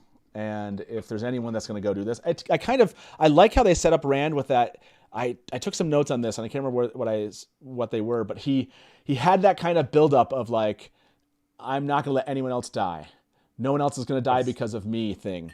And Yeah. so they I feel like But, like, whether or not about he that, actually like, is, I want- he believes he is, if that makes sense. Like that's how I took it. Yeah, but so far, like, who's actually like died that's been like close to Rand? Like, is like Tom Maryland? Is that the only? Like, there's some people like Layla. Like maybe he and Layla were close, friendly, but Well, I mean, half the Two Rivers got wiped out.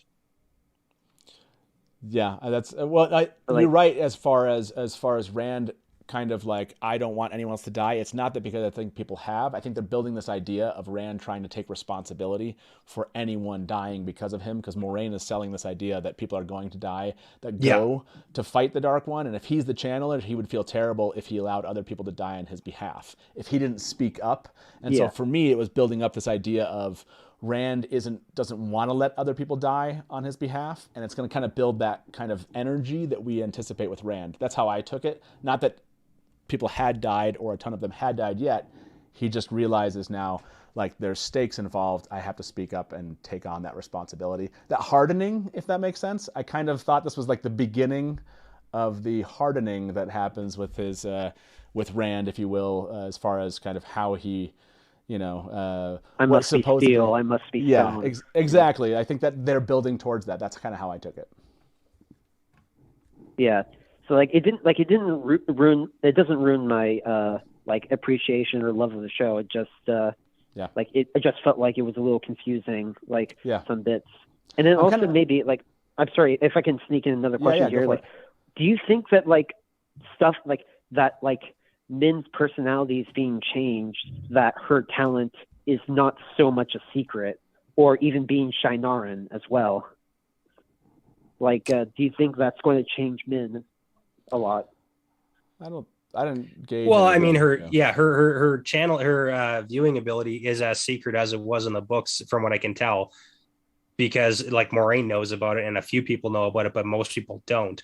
And Moraine kind of had that monologue of like, hey, it's because of us that nobody knows, because sure, some people might seek you out and some people might do worse things, but I don't really think that her viewing ability is out in the open any more than it was in the books. And her being from the Borderlands versus like Andor, doesn't really matter to me.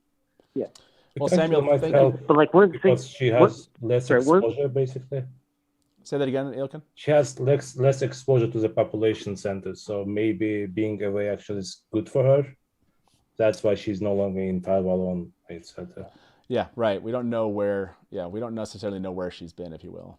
Hey, Samuel, thank you very much for calling in, man. I really appreciate it. I love the questions. I love the kind of point about Rand. So yeah, thank you very much. We'll talk to you soon. Okay. Thanks for having me. Absolutely, man. Hey, see you. Bye. Take care.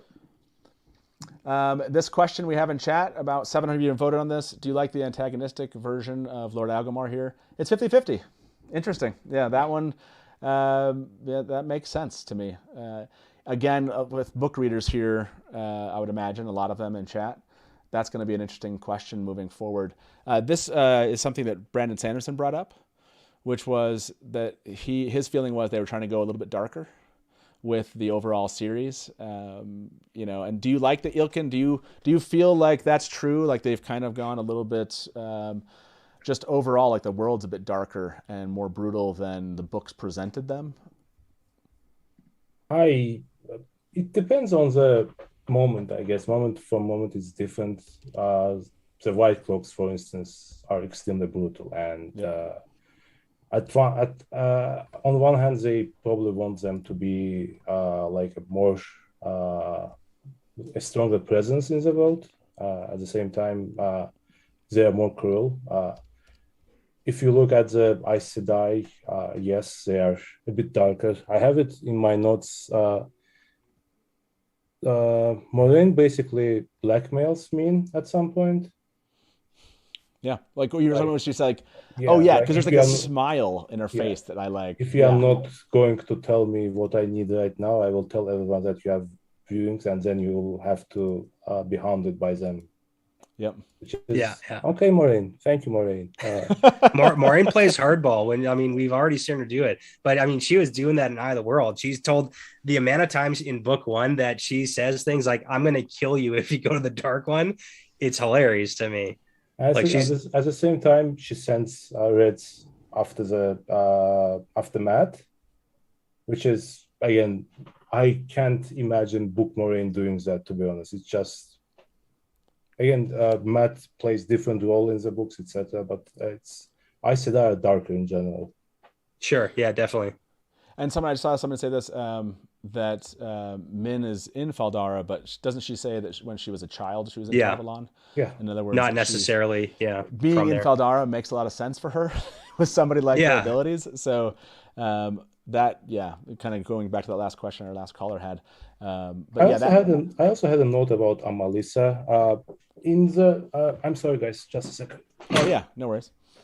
So I want to go to a couple more comments people have made. Sorry, I know I'm trying to get to all of them, everybody, and then we'll go to our next caller in here. Brett, you're about to say something, so go ahead.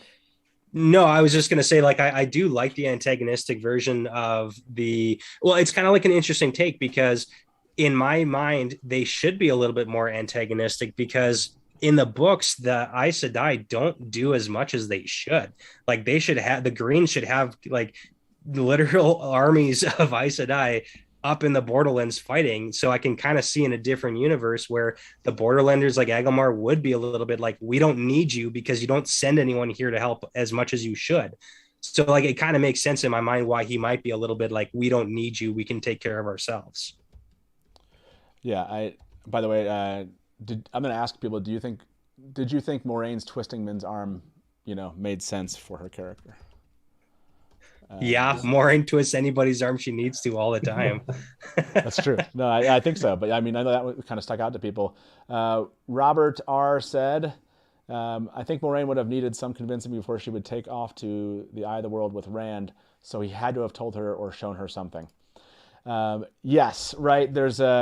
We miss so much, right? It's like he knocks on the door. He's like, I'm the one. She's like, let's get out of here. Like clearly he shows up. I think they show that he shows up at night. Yeah. Right? We don't know the exact time lapse there, but like it wasn't like minutes. Right. He shows up exactly. We don't know exactly what time it is because it seems like they're walking into the Blight when it's daylight out. Now, maybe they had to walk there, so that took time.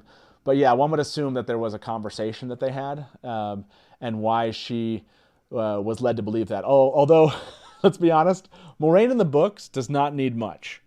Like, she gets to Caemlyn and she's like, what? There was like a tinker, or there was an Aiel, or there was whatever. You had a dream. Let's go. Friggin' go. let's get up there. And not only that, she's like, let's just take everybody. She's like, Egwene, Nynaeve, if you guys want to come, sure, why not? I mean, because Loyal is the one that introduces the concept of Taviran. If you remember that, like, he's like, you're Taviran. You and then must all of a sudden, all of a sudden, Moraine's like, yeah, let's do this. Like, so she doesn't necessarily. It's not like all pure logic with her. Like she says in this, even in the show, like she is very much so like, go with the pattern, go with what the wheel, like the pattern's telling me to do. She was never like, I don't want to say never logical, but it's like most of her actions weren't based on logic. They were based on wheel weaves, bro. Like, let's go. The wheel weaves, bro. I love it. Yeah. It a wheel and how it weaves. So the way Matt is left out of the ways, obviously it has the real world factors in it, obviously. But for the show, do you guys think that it means that in a way Moraine knows that he's not a dragon? If he's not in the ways, that means he's not a dragon, because the wheel would never allow the dragon to appear there. Basically. It goes back to the whole, like, she's a believer in the pattern. And I guess this is, well, and right before, I think right at the end of the episode 6, when they're in the way, she's like, it's up to the wheel, like wheel weaves of the wheel. She literally said it. And it's like, whatever the pattern wants us to do now, it's not in our hands. So her seeing Matt not coming, she's like, guess that's what's happening. Yep. Yeah, exactly. And then she tells Lan something to the effect of like, and even if he was the dragon, it's interesting about her, she's like, and if he was, well, then kill him. we're doing everyone a favor by not bringing him here. And exactly, if these kids die, okay. You're just like, and but that is in the books. You just don't think about it that way because you don't have that point of view from her that often, which is, look, she didn't know what was going to happen. Like, they literally should have died. Let's be honest. If we were all totally clear here, plot armor, right? Oh, yeah. Like, they go to the Green Man. It's not plot armor. It's the pattern, Matt. Well, that's what I'm saying. Is like, if it's the way the wheel controls it, right? Because 2 Forsakens show up. none of the little anyone's die. You know, I mean. So here's the thing. Here's the thing that I'm kind of excited about, because just kind of segueing back to the Eye of the World, we got that little tidbit back, and I think in episode 6 with the introduction of the Forsaken, when Steppen's doing his like little sage incense burning situation. But I think that we're going to get a physical release of the Forsaken in the Eye, if not all of them. Like at least some of them are going to get like in some way like released during that whole battle situation. Yeah. So we don't think that Ishamael is already out? I don't. Yeah, that's a good question. Let me answer that question in just a second. Do you think that Moraine twisted Min's arm made sense for a character? 92%. Yes, they all like that. Those that answered. And I want to go to that question about the Forsaken here, but let me just quickly throw this question up from Nicholas. Thank you very much. Nicholas said, do you want them all to change who is a dark from the TV series so that book fans are also surprised? What do you think about that, Ilkin? Do you like the idea of them playing with who's a dark friend, who's not? So we don't know as book fans who it's going to actually be? Or do you want them to kind of hew to whatever the books kind of said as far as dark friends? I think they're going to do that regardless, right? For instance, a very popular theory that I kind of like is that Leandrin and Elida will be one character. Pushed together, definitely. Pushed together, yeah. So does that mean that Leandrin and Elida is not a dark friend, which is Elida? It's like, which way is it going to land on? Because you could be either. So for me, again, I really like the show. The way they're adapting it, it's like a same thing but new thing. Yeah. And it makes my life better, obviously, because I can always go back and read the books. Yeah. I have this extra thing whenever I want to watch it. So for me, it's perfect. Yeah, absolutely. Do you have a preference on that, Brett? Quickly, do you have like? No, I agree. Like, I would like to see them push some characters together and kind of make me think about it. Like, push a dark friend and a non-dark friend together, and it's like, hey, which way is the coin going to drop on that one? Because I think watching it, one of my favorite parts was Dana, and it's just the reveal. It's like, boom, dark friend. It's like she's a unwritten character that's a combination of all the all the villages Rand and Matt pass on all in one scene. It's like, that was fantastic. I love that. Like, shock me with some dark friend reveals here. I'm cool with that. Yeah, absolutely. I don't mind. I would like a surprise or two, which they've already pulled off. By the way, David Gregory said this: the beginning 4 minutes was spectacular, incredible opening. Absolutely agree with that, 100%. Let me show this comment or a couple comments here. Let's see. I thought I had this one. Oh yeah, right here. We have Keely here, which I love this comment. Can we talk about how Lan popped up behind Nynaeve on the street? That was. I was worried that it's not Lan, it's somebody impersonating him. It was so sudden. I was like, really? It is the Forsaken? I love it though, because they have the competition going on that we kind of don't see very much in the books, but is there. It's like the competition between Lan and Nynaeve trying to like one up each other in the whole stealth mode. Like, that is a quintessential their relationship. And I like it. I like she's it. beautiful, and Lan is like, I didn't notice. I heard that. That's a fantastic line. Yeah, that was good. That was good. Okay, so let me bring our next caller in, and let's see what they have to say. Hey, welcome to the Dusty Wheel. Who's this? Hi there, Matt. It's Paul calling. Paul, welcome. How you doing? I'm doing great. So what did you think? Episode 7, we are basically one episode away from the end of the first season of our TV series. What did you think about this one? Well, I will say this one, more than any of the others, makes me want an extra couple of episodes because Sure, my goodness, did it feel like they were rushing through some things here. Yeah. I liked the episode.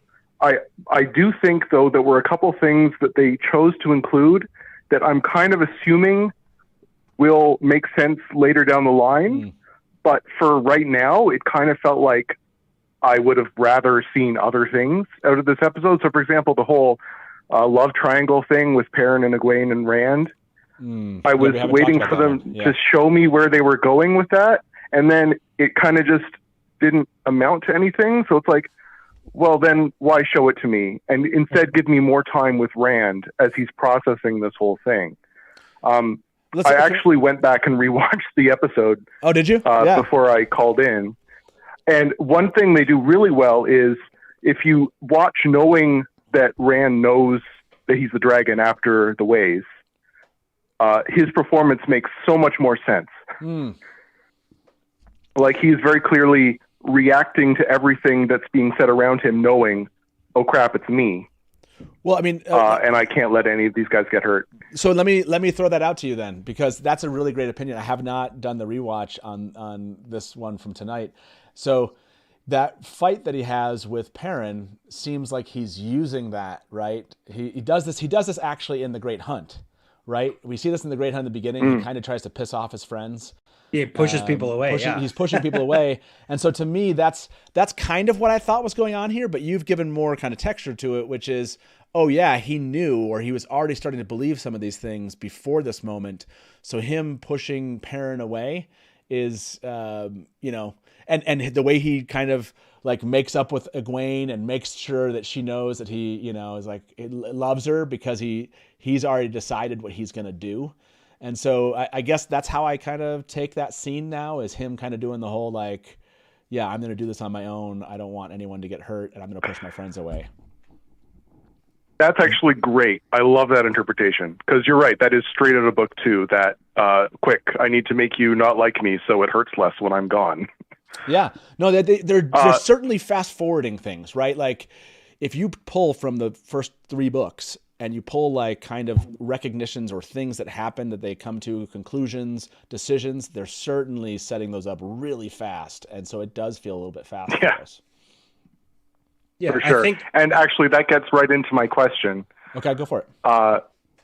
I'm really curious, having seen this episode now, how on earth they're going to get into the story of book 2 from this point. Right, I'm starting to wonder if we're even going to see the horn at the Eye of the World, because in the books, Rand's motivation, Rand's whole reason for going after the horn is Matt still having the knife, still being connected to the knife, and now Matt's not here. The knife's been maybe partially, maybe fully severed. So I'm really curious what you guys think. Are we going to get a season 2 that's a complete departure from the Great Hunt? Is it going to be more of the Dragon Reborn thrown in there, or how are they going to reconcile that pretty vast difference? Okay, yeah, no, that's a good question. I think that's where we should target this. Let me answer this poll out here. Did you like how Land popped up in front of Nynaeve in the street? About 600 of you vote on this one. 86% said yes, they liked it. By the way, there's someone out there that left me a comment last night. I want you to know I saw your comment on YouTube. Said that I really loved your show, but too many polls. So sorry about that. I'm not really that sorry. There's going to be lots of polls tonight that already happened. So I was like, I just realized we've asked a ton of polls, so I'm sure that person's going to feel the same way. But will there be a Horn of Valyr? By the way, thank you so much for calling in and being online. I think that's where we're going to take the conversation here next, which is I want to talk about this idea of, do we think they're going to diverge more or kind of hew more into the plots of what's coming up? Did you have any final comments to leave with us before we kind of start that conversation? Well, I'll just say that overall, my absolute favorite thing from the episode was the cold open. I think it's the best one yet. And the acting of Tigraine when like being pregnant, about to give birth, and fighting like 6 guys off was insanely well done. Absolutely a joy to watch. A joy. Like you've gone back and watched it again. That's a part of the show I just want to watch over and over again. I'll be honest, I didn't say this right at the beginning, but I'm like, can we just skip the next book and a half and get to the Aiel already? That's how I felt. Like I saw that and I was like, yeah. Let's just make it happen. Whatever. The Shanshan. Okay, cool. They're here. Can we get to the Aiel? That's how I felt. Hey, thank you so much for calling in and waiting online for us. Appreciate the question. And yeah, we'll jump into that here shortly. Have a good one. Hopefully we'll see you back in chat. Okay. Yeah. Thanks, guys. Take care. Yep, bye. Thank you. Bye-bye. Thanks. Well, let's tackle that. Ilkin, what do you think about, do you feel like you know enough about what we've already seen to have an opinion about where you think they're going here with the Great Hunt? Do you think they're going to give us the horn and we're going to get kind of a traditional hewing to the plot, or do you think they're going to rush us to like the conclusion of the Dragon Reborn in the next season? I kind of thought about it while you guys were talking. So in my opinion, it's a perfect moment to start mashing things together a bit. So Rand goes to Eye of the World. He defeats 1.5 Forsaken. Moraine now knows that he's Dragon Reborn. So Rand asks her what he should do next. And we are starting to fulfill the prophecy. So in season 2, they should go to Tyr and take it in the last episode. Okay, yeah. Big battle with Aiel and all that. Do you like this idea, Brett, of kind of like streamlining that and kind of getting right into the prophecies and taking us? Yeah, I definitely think so, because books 1 to 3 are kind of unique in the sense that books 1 to 3, it's just a race to get to the place to be where everybody's together. So it's like book 1 is the Eye, book 2 is Falma, book 3 is Tyr. But after book 4 on, that's when our groups start to separate. So I think that this season we're going to get, it's like everybody's at one place in Faldara / the Eye. But I think we can definitely break into different plot lines. Like we can send Rand to Tyr because Moraine's like, hey, you got to take Tyr. That's like the big one, right? You got to get that sword. And then you could have Egwene somehow, maybe Leandrin pulling into this situation, because we know Leandrin's part about like obviously kidnapping Egwene. We could have her somehow get off to Falma, right, to be kidnapped and start that Shan plot line, because we also got that introduction with Megan, who's like, hey, I need to go out to the west, which I think that when we see her, she's going to be a Damani next time we see her. But then the last thing, then we've got Matt, who the biggest thing for him, I'm kind of thinking that the Shan, there's a chance that they have the Horn of Valyr. So we get the Horn of Valyr from the Shan because it's like, ancient relic. And then Egwene goes and gets, kidnapped over there. Then we got Matt / maybe Tom head over to Falma. Matt blows the horn, and then boom, we got like a nice little, two-parter in season 2, Rand taking the Stone of Tyr, Matt saving Egwene, and that plot line with the Shan. Split them up. A moment in book 2. Split them up. Let's get different plot lines going. There's a point in book 2 when Leandrin blackmails Amalisa. Yes. Well, yeah. / medium compels her. That kind of bleeds in a way to the deposition of Suan. Maybe that will play a bigger role. Maybe that's who they will use in order to depose Suan and put Leandrin or Elida on the Amelin seat. At the same time, I'm now looking at the wiki because I forgot that completely. When Leandrin is blackmailing Amalisa, she's blackmailing her with declaring that Agelmar is a dark friend. So to my previous point, is it possible that Agelmar and Inktar are now one character and not two characters? That's interesting that they're gonna merge that idea with them. Oh my gosh, there's too much. This is what I'm saying. This episode really opened up to 7,000 theories. Almost 600 people voted on this. Will there be a Horn of Valyr? 83% said. I should have said in this season. That was my bad. That was my bad. Okay, that was my first actual terrible poll tonight. So sorry about that. Dobran Lutra said the Reds taking Matt to Falma to blow the horn.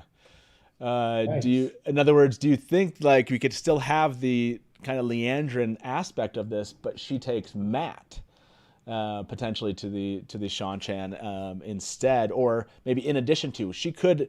It's possible, right? You still have Elaine showing up, and so you could have Elaine and Matt ending up, somehow Matt gets to know Elaine, back in Tar Valon. There's ways to kind of mix this all in, but oh my gosh, it's getting it's getting insane. We have more callers here, some comments. Let me cover some of these comments here. John said, how about the fact that once Rand decides to go alone, he can finally hit the bullseye on the archery target? That's a good call out there. I love that. Well, he was clearly in his own head about it before. He was definitely thinking and, not very flame and void. Yeah, exactly. By the way, for those of you waiting on the call, I know this is a long wait to get into these shows, but you're almost there. There's 3 of you waiting right now, so we will get to your calls here shortly. I know there was a comment. I'm trying to see if I can find it, but I'll just tell you what the comment was. It doesn't seem like it's showing up here. So these 2 comments were from Eddie Max of Andor. He said, Aiel would never let a pregnant woman fight. It is straight from book 4. I do not like this. Traveling with the Aiel and fighting are separate. I didn't take that she was out there fighting. I took that she was going to try to find a place to give birth. Like that's, in other words, I didn't think she was just like out there, maybe in the mix of it the entire time, but that she maybe was part of a group. That's how I took it. I don't know. Did you guys take it differently? Do you think she was out there fighting the entire time? Yeah, I think she was out there because the prophecy that Guitarra told her was like, hey, you got to go become the Aiel. And I'm pretty sure that the wise ones also knew because they kept tabs on her pretty well. And then the whole like Janduin situation with him like not being able to say no to her. That was the whole plot line of Janduin's like not being able to say no to Shail to go and fight. Point. Yeah. Right. Sister that was Porn his said entire thing. She was veiled up, Matt. I know, yeah, she's veiled up. I know she was in the battle. The question I have is, do you think that she was purposely putting herself in the mix of the battle, knowing that she was about to give birth? I guess that's my... Yeah. So you think like, that she was... Yeah, because like Janduin then ended up like going off to like the Blight because he couldn't live with himself after because he let his wife die. Like that was the entire plot line of Janduin getting killed by freaking Luke or whatever. So like there's that whole deal, right? Yeah. So it's again, but it's that final question of like, was she, and this is the kind of, did the fight come to her or was she going to the fight? Because I know she wanted to be there, but in the mix of like those pains, like there's obviously, I guess when she's hiding behind that stone, she's up on top of that battlefield and it seems like there's no one there, and then all of a sudden people show up and she's a little bit surprised. Yeah. So I took it to mean like she's already bloodied. I think she has already been in the battle and she started to exit the battle and some soldiers followed her. Yeah, right. That would. Yeah, I guess and she was like by herself too, right? So it's like maybe the rest of she got separated somehow, or maybe they did take down like the small contingency of like the Aiel that she was with, but like I think she was there fighting because that's what she had to do. For sure, yeah, she's definitely there fighting. Like Emma said, she wandered off from the battle trying to go give birth. Yeah, like she was trying to leave the battlefield. That's kind of what I thought that scene was showing, was she was leaving to go give birth, and then she ended up fighting those individuals right then. People are mentioning that her spears are bloody. Like obviously she was part of the battle that was going on. But yes, interesting point about how we all kind of interpreted why she was at that by herself up there. So yeah, I love that. Thank you very much, Eddie Max, for throwing those questions out. John, we got your question. Katie did say, my prediction is the Shan already have the horn. So let me ask everybody here. Do you think the Shan already have the horn? Cut the horn. I know that it's not this kind of show, but cut the horn. Don't keep the horn in the series. Cut it? You want to cut it? Yeah, I got to ask everybody that. Please invite me to that show. I will cut everything. It's fine. This was an interesting. Red and Black Dog said, "Hey to Brett, half of my favorite Watt podcast. Not a fan of this Matt has darkness in him situation. We'll see where they go with that." Yeah, Ilkin, what do you think about? Do you like the idea of Matt and darkness? Like, do you like that they've kind of, whether or not what the reason was, do you like where they're going? There was this controversy when the show just started that Matt's parents are not as well off as other US denizens, that his father is a womanizer, etc., etc., etc.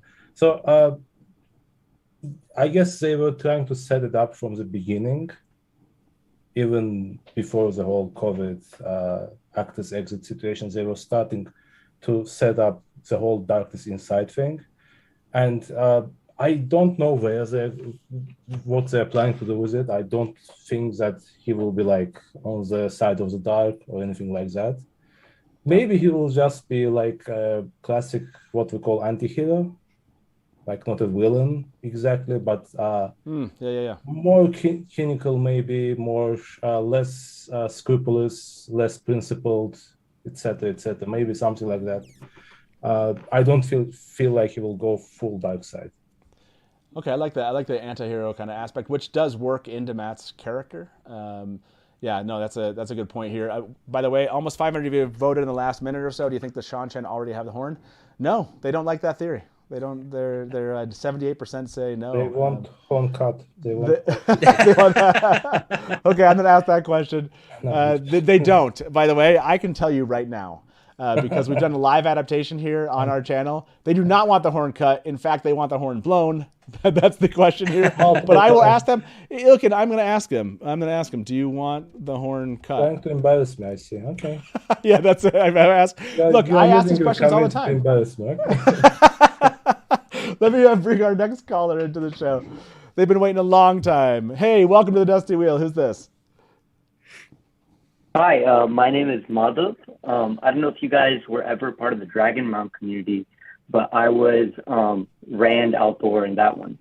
Nice. Did you ever visit the Theoryland community? The what community? Theoryland community. How long ago were you? No, I don't think I did. Okay. Well, how long? What was the year of Dragon Mount? A ton of years back. So yeah. It was before A Memory of Light came out. Okay. So yeah, yeah. So Theoryland would be the one that I spent the most time in. That's just, but I definitely spent some time in Dragonmount, but I probably don't recognize the name. But well, awesome. I'm glad to know that you're back from the old forum days. What did you think then? I mean, you're obviously a big book reader, big talking about the books online for a while. What did you think about episode 7 of this first season? I loved it. Favorite episode, I think, for me. This one and episode 4 are the ones that really hit me super hard. And man, it was just so cool seeing, like the Waves and Faldara, Lan reuniting with the Borderlands. Just so many character arcs just kept fleshing out. And the more I keep watching each episode, I just realize that I think I have more and more trust in the showrunners to make just an incredible show. It's just like a dream come true, like something, waiting for like a decade plus for, and it's just all happening in front of you. Yeah, it's really crazy having talked about these books for so long to actually see this actually on TV is insane. What was your favorite part of the show today? So I wrangled one of my non-reader friends to come watch this with me, and then the one thing that we were talking about a lot of after the show finished, which I'm curious what you guys think, is I really love how they've captured a lot of the characters in the book and kept them with a lot of the flaws that, we originally saw them in the book, sometimes in book 1, sometimes in later books, because it really makes it seem like none of the characters are perfect. Everyone has different characters. Each of them has their own flaws. Like Nynaeve, trying to like come into that, whole argument that they were having after Moiraine told them they had to go along, and trying to be, the leader and trying to like calm them all down, and then just messing everything up. Or Rand and Egwene fighting, and Rand, acting so mad at her that she wouldn't care about Matt. And then Egwene comes back and says, like, that's the thing that I was most angry with you about, right? Like, we all grew up together. We all care about each other. Like, how could you say that about me, right? And I just love how it makes Rand seem like a super defensive guy, but then he doesn't, like, understand some things with Egwene. And it just, like, flushes out a lot of these, character traits that I think are really cool. And everyone that I've talked to about the show has like different people that they like. Yeah. It definitely is reliving the book's experience again when new readers come in. Definitely favorites. I think they're doing a great job setting up all the things that we know are coming. Sometimes I feel like it's too fast. Brett, do you feel like that sometimes where you're like, oh my gosh, they came to that conclusion? That took them 3 books to come to that conclusion. Or do you like that, like, you're not going to sit there for 3 seasons and you're like, you finally came to this conclusion? Yeah, no, I mean, it's pros and cons. As much as I would love a shot-for-shot remake, I know that wouldn't make a bad show because it would get canceled because not enough people would watch it, because we need to get people who don't read the books to watch the show first. Then we can sucker them into the books. Like, it's one, then the other. As much as I would like, I understand the pacing, especially with the Matt situation. Like, realistically, I'm going to offend like half the audience here, but it's like in book 2, he doesn't do anything. We don't need Matt to travel across the country because he's sick for 3 books. And the Matt that people like shows up in book 3 after he's healed. Until that point, he's just a giant dick. And I've seen people be like, "Oh, Matt's just a dick." It's like, yeah, because he's cursed Matt. So like, let's skip it. Let's get to good Matt. Let's go. Yes, that is that is something that's not talked about enough. So, Mado, what did you think about the Rand accepting or coming to the conclusion that? Before I let you go, I just kind of curious about this. He came to the conclusion. Cinder Gaming mentioned this. I can't show the comment, but said, "Can we talk about how Rand seemingly has accepted he's the dragon? In the books, it takes him 3 books to arrive at that conclusion." Did you prefer this kind of like acceptance moment for him of like, no, I must be the dragon because, or do you think that he's actually convinced, or is he just trying to convince Moraine so maybe he can save his friends? Yeah, I actually talked literally exactly about this with my friend of like whether Rand would try to lie to protect his friends. And the conclusion we came to is that he probably wouldn't, because if he did do that, then, you know, the Dark One might just have to deal a huge blow against them. So I think he really is convinced. And I mean, just the moment, I loved it. Like going back and foreshadowing, you know, all the stuff with showing like Tam being sick and kind of babbling on about his mother. That was such a cool moment. I thought they had skipped over it, and then they actually went back to it. That was awesome. Channeling with the door. He was the one that channeled to protect Egwene. So all this stuff was super cool, and everything lines up. And then he figures out about his birth, and then he talks to Min. So I think it makes sense. I think Rand was a little bit too much in denial in the books. Like, even us as readers, we're reading it from Rand's perspective, and we're like, hey, Rand, you know, like, figure it out soon. So I did like that they did that.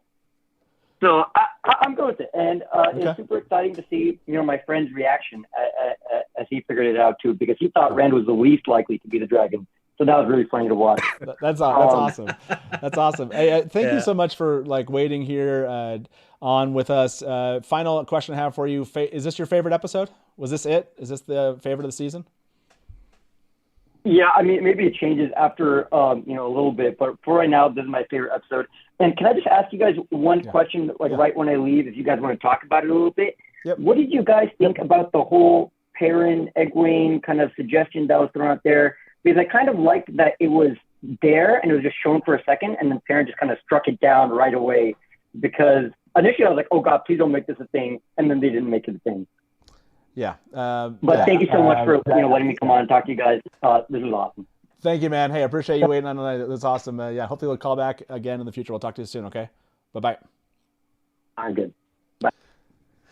So that is a great question. I want to bring our next caller in and ask our caller that question because our caller has been waiting for a long time. And then we'll jump back to your comments. There's a part here that I want to cover.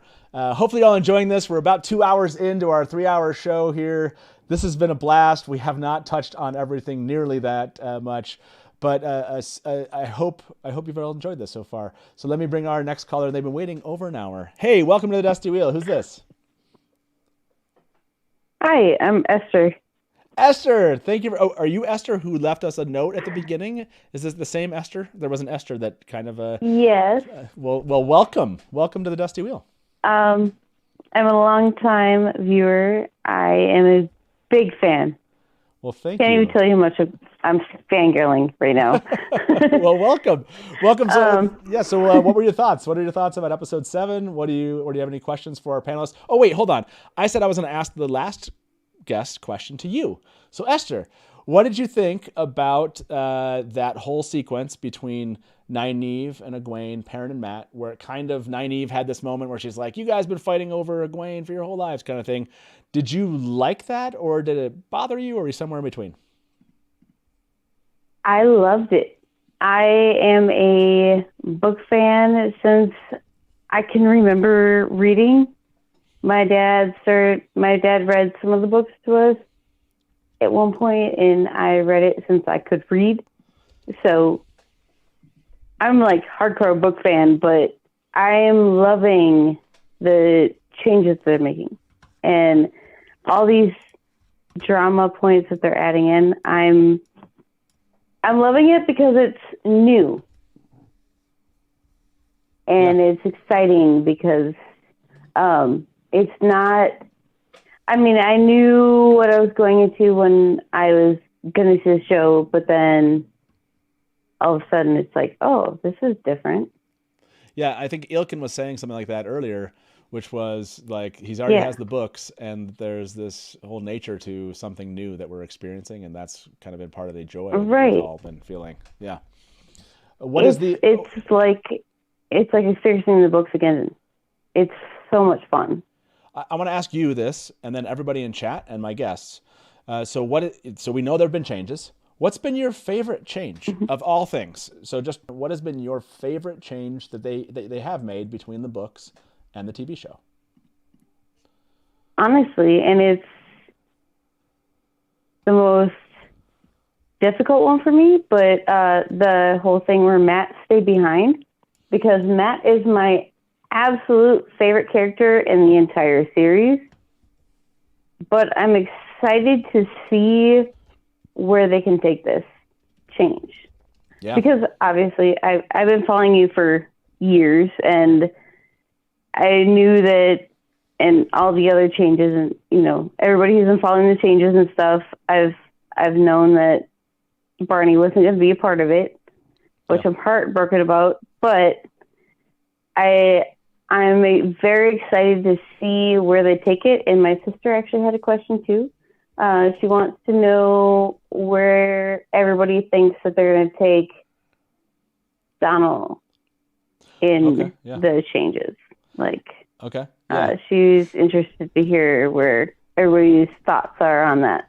Okay, so let's. I think we end your not right now. That'll be the last question we leave you on. But I want to go to Ilkin first. Ilkin, what has been your favorite change?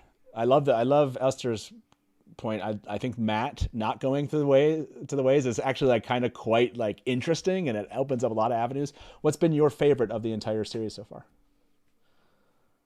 Oh, you're muted, I think. The fact that they decided to cut Horn of Valor is my favorite.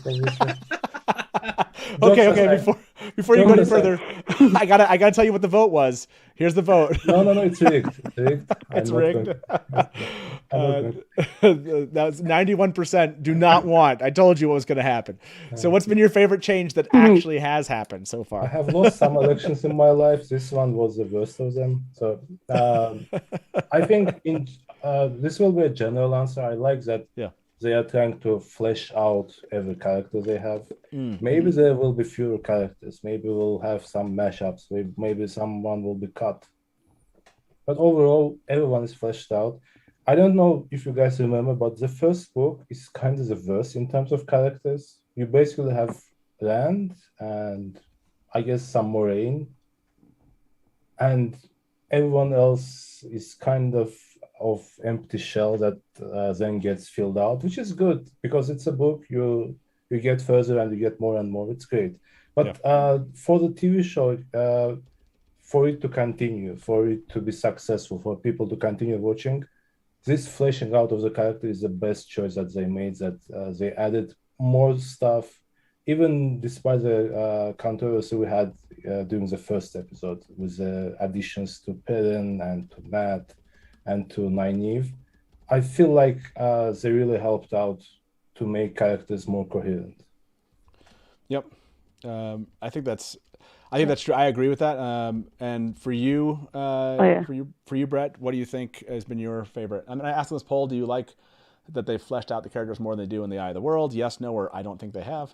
We'll see what they have to say. Brett, what was yours before we kind of take on Esther's final question here for us as we let her go? Yeah, sure. I think my favorite change is the fact that we do get to see so much stuff on screen that was off screen, right? Like Lan Nynaeve relationship. There's so much stuff that is, since Eye of the World is written 90% in Rand's perspective, of course we're going to miss stuff. And that was so RJ could like really build up one character and like lead you slowly into the world and then expand. And I love the fact that we get TV. You can do so much more with different viewpoints. So I think that's my favorite thing, is the amount of stuff I can see visibly. Yeah. I think as book readers, we're really capable of filling the details between the things. And we're like, well, they didn't show us this thing. Did it actually happen? But you read the books. And so why believe that there aren't some details that you can kind of flesh out on your own by just getting these new scenes? That's what I like. Well, Esther, thank you so much for calling in. To your sister's question, we'll address that one here after I let you go. Just final question for you. You said you've been a fan of the channel for a long time. Do you have a favorite episode at the Dusty Wheel? What's been your most favorite episode we've done? Honestly, my favorite Dusty Wheel episode was the last one you did, the one with the Everyday Negroes. I love them so much. Yeah. The surprising thing with watching the show was so amazing, but watching new viewers, non-book viewers, has been so amazing because it's like reading it again. Yep. You get that feeling that you got, and I love it. And I love that you had them on there. And thank you. They're a blast. By the way, I don't know if you heard us talking, but we're going to set something up in 2022 if they're open to it, where we do a live reactions to the Winter Dragon pilot. Definitely. I would love that. That would be amazing. Yeah, right? Well, thank you so much. Thank you so much for being a supporter of the channel. Thank you very much for calling in, and appreciate the tip at the beginning of the show. So have a good one. We'll see you back in chat, okay? Thank you. I love you, Matt. Yeah, you too. Bye-bye. Bye. You guys are awesome. Yeah, much love to all the fans of the Dusty Wheel. The fact that you're like here 2 hours in and voting on the 700th poll that maybe somebody will complain about afterwards. It's too many polls, man. I know, it's too many polls. I'll poll everybody about there being too many polls here shortly. Yep. Okay, so we have 2 callers. There's plenty of stuff to get to. I'm going to tackle some comments from people, but I want to show this one. This one stuck out to me. So I love how they came out of the ways and all of their eyes were just puffy. And what I mean by that is it wasn't just like in their heads. Like you could almost imagine they were about to dig their eyes out. Does that make sense? Like when I saw them, like I could see like the madness was almost like, you know what I mean? Like they were just like they were like pulling at their eyes, they're rubbing their eyes. In other words, like going mad. To me, I saw that in the physical nature of that. I'm glad that they cared to kind of show that there was like an impact. It wasn't just like, hearing something, that it was actually something physical that was happening to them. So I don't know. I just love that. Sorry, pulling their eyes out. I caught like Brett's eyes were like, whoa, dude. you just said pulling their eyes out. Well, I mean, it's like, okay. Unless I'm mistaken, I don't think the portrayal of Rand's weaving was black. I only saw white weaves. Did anyone notice that, Ilkin? Did you? It was black. I even have it in my notes. So the first time we see the Twi'lek attacking the ways, we kind of only see Egwene's defense.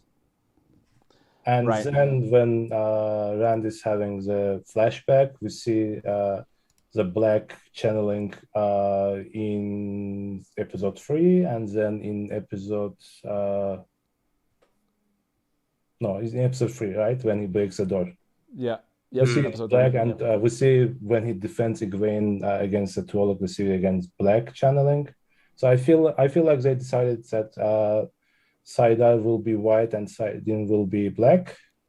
Or that's showing the taint on Saidin. Yeah, that's maybe not even taint. Maybe just when you look at the symbol of the dragon, the black and white. Right. Yeah, like it could be that they're symbolize men, the white symbolize women, right? So maybe they'll just do it even with taint and without taint. It doesn't matter.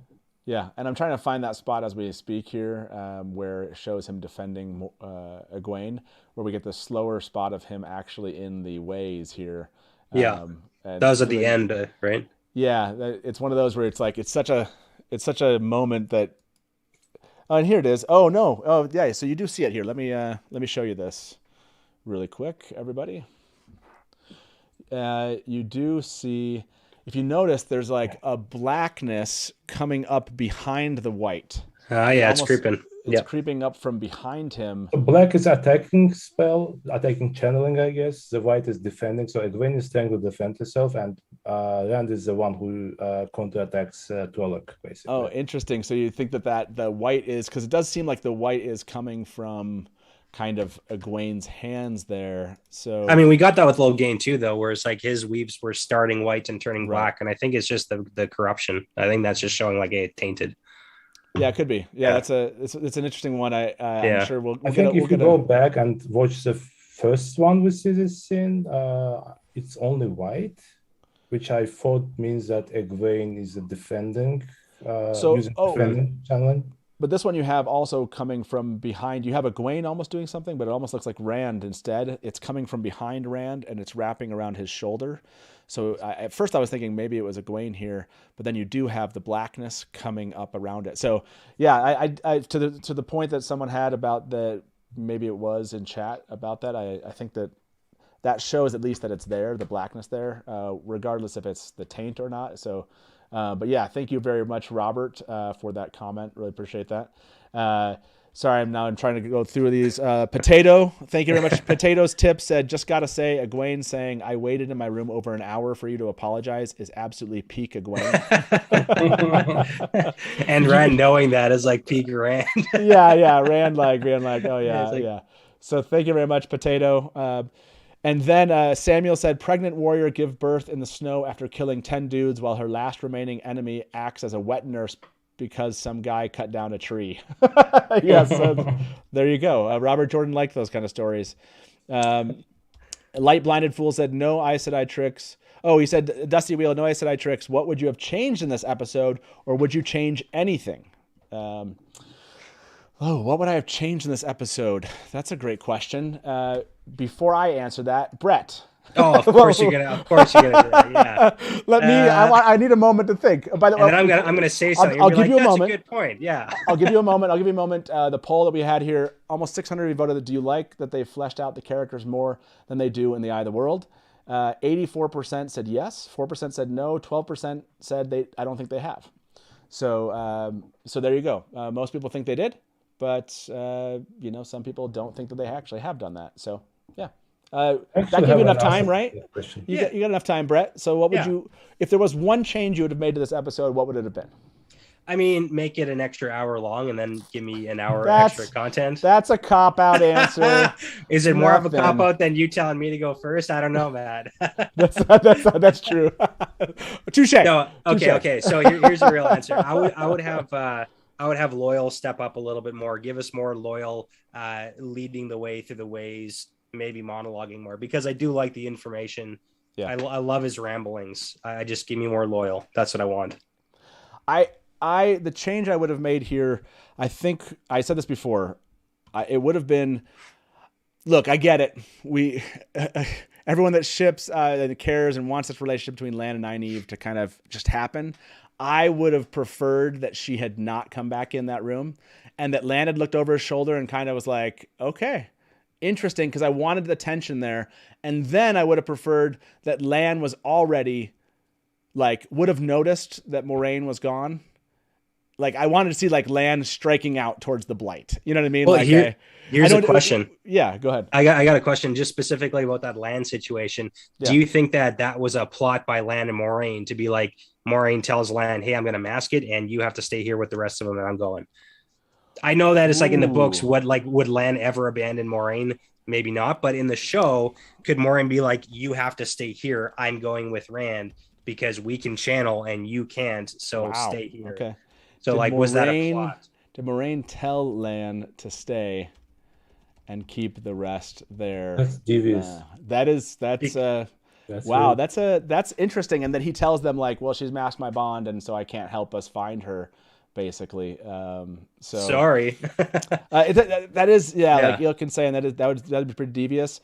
Maybe I still would have preferred the other. That's the change I would have made. I would have had him wake up in the morning and done the whole concept of I gotta go and Nynaeve, you'll have somebody else in the future, his whatever his words are to Nynaeve, where he's like, I'll hate the man, blah blah blah.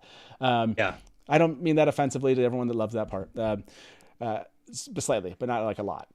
So I like the idea that Lan would have just gone.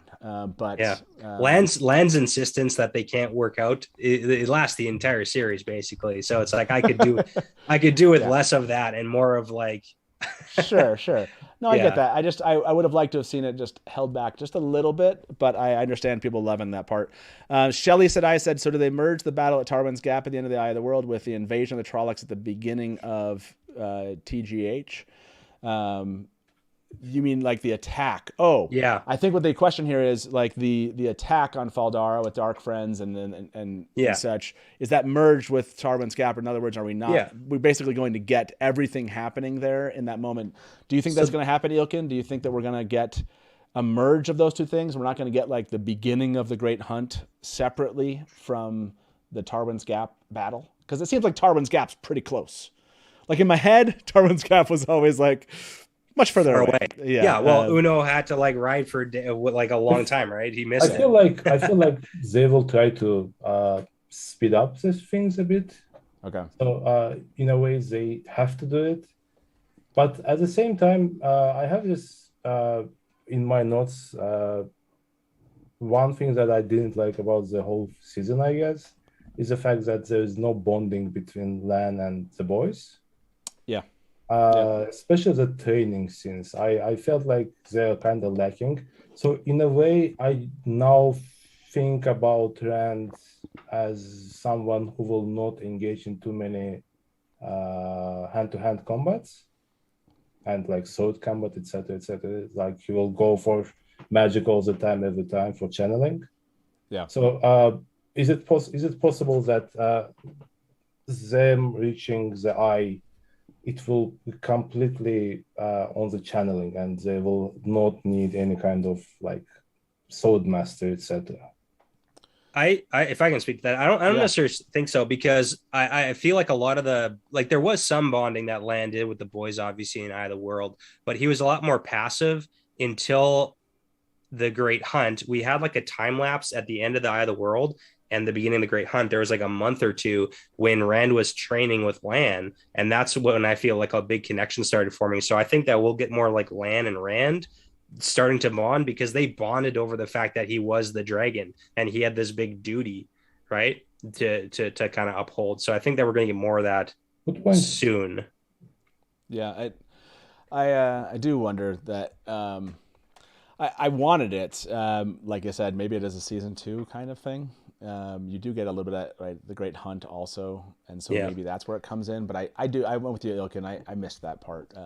The big thing too, though, with the pushing of the Faldara scene, I do think that they're going to push Faldara and Tarwin's Gap together, because the Faldara attack happened because they had the horn there, and that was to steal the horn of Valir.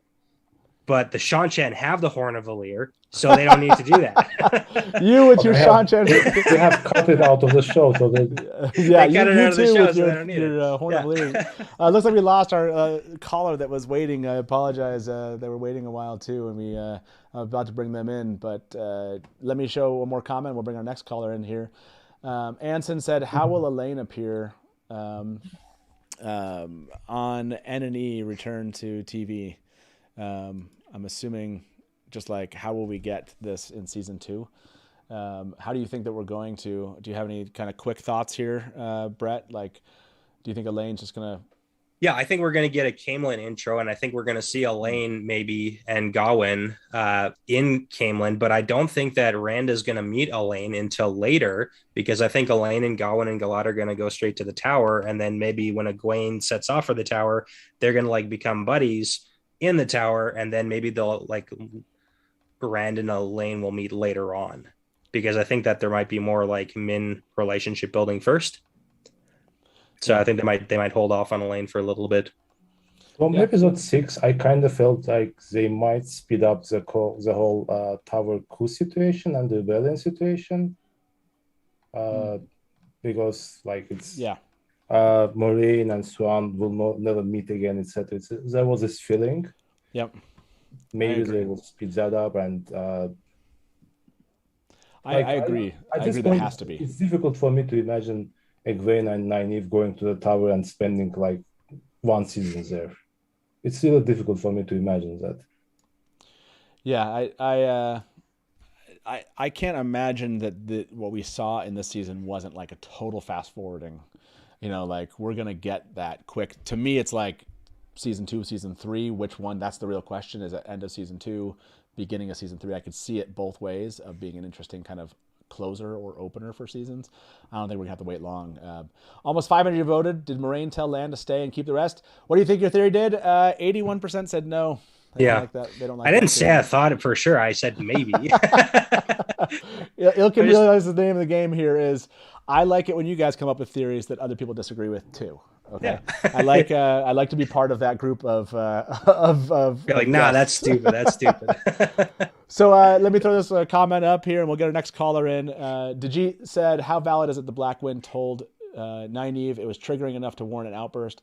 Could not being able to save her own parents is what drives her to save everyone now." So yeah, that's a bit of that kind of world building idea. Tell me this, everybody. This caught me off guard. Like having two of these Nynaeve moments in season 1, I was like, I don't know. I'm used to this from a book perspective, of course, but like having two of these kind of moments, I don't know. Like I was kind of like, I don't want this to happen. Like I don't want this to happen all the time. Like it feels like it should not be happening all the time. So what? Yeah, Brett, go ahead. Yeah, I mean, it was Gandalf bubble, right? Like protection. So it was her like Balrog moment to "you shall not pass me." But I get why it's kind of like almost back to back, like Nynaeve doing something super powered. Yeah. I mean, this is the tough part. Magic is supposed to, like the channeling in the magic system, it's not supposed to be something that doesn't happen very often. It's something you use all the time. So if anything, I think we just need to like become normalized with it. It's like, yeah, she's a powerful channeler and she's going to like keep just wrecking stuff and it's going to get better and better. It is, but in both cases, she basically channeled when she was angry. So I wonder if they will play up her block. Maybe it will become.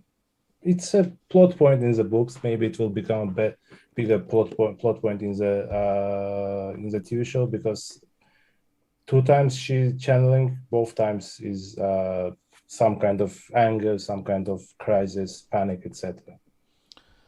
Yeah, and someone mentioned this, like they have to believe that she can fight off a Forsaken, and so maybe that Forsaken interaction is going to happen earlier.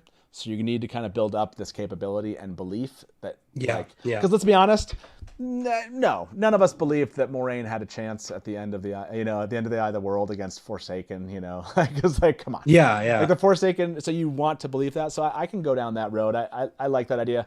Let's, I think we might have had our caller call back that kind of fell out. So let's bring our next caller in who's been waiting, and then we'll go to them here quickly. If I brought them in, that'd be nice, Matt. Hey, welcome to the Dusty Wheel. Who's this? Hey guys, this is Nas. Hey Nas, how you doing? Great. What an awesome episode tonight. Yeah, right. I totally 100% agree with that. So, give me your. Is there a point of the episode that we have not tackled that was interesting to you, or just something you noticed? Yeah, so first of all, I had a comment that you guys just touched upon, and I think the caller, maybe a couple calls ago, touched about what to change in the episode. And I'm glad you just brought up Nynaeve's kind of second supernova moment and how she kind of warded off Machin Shin.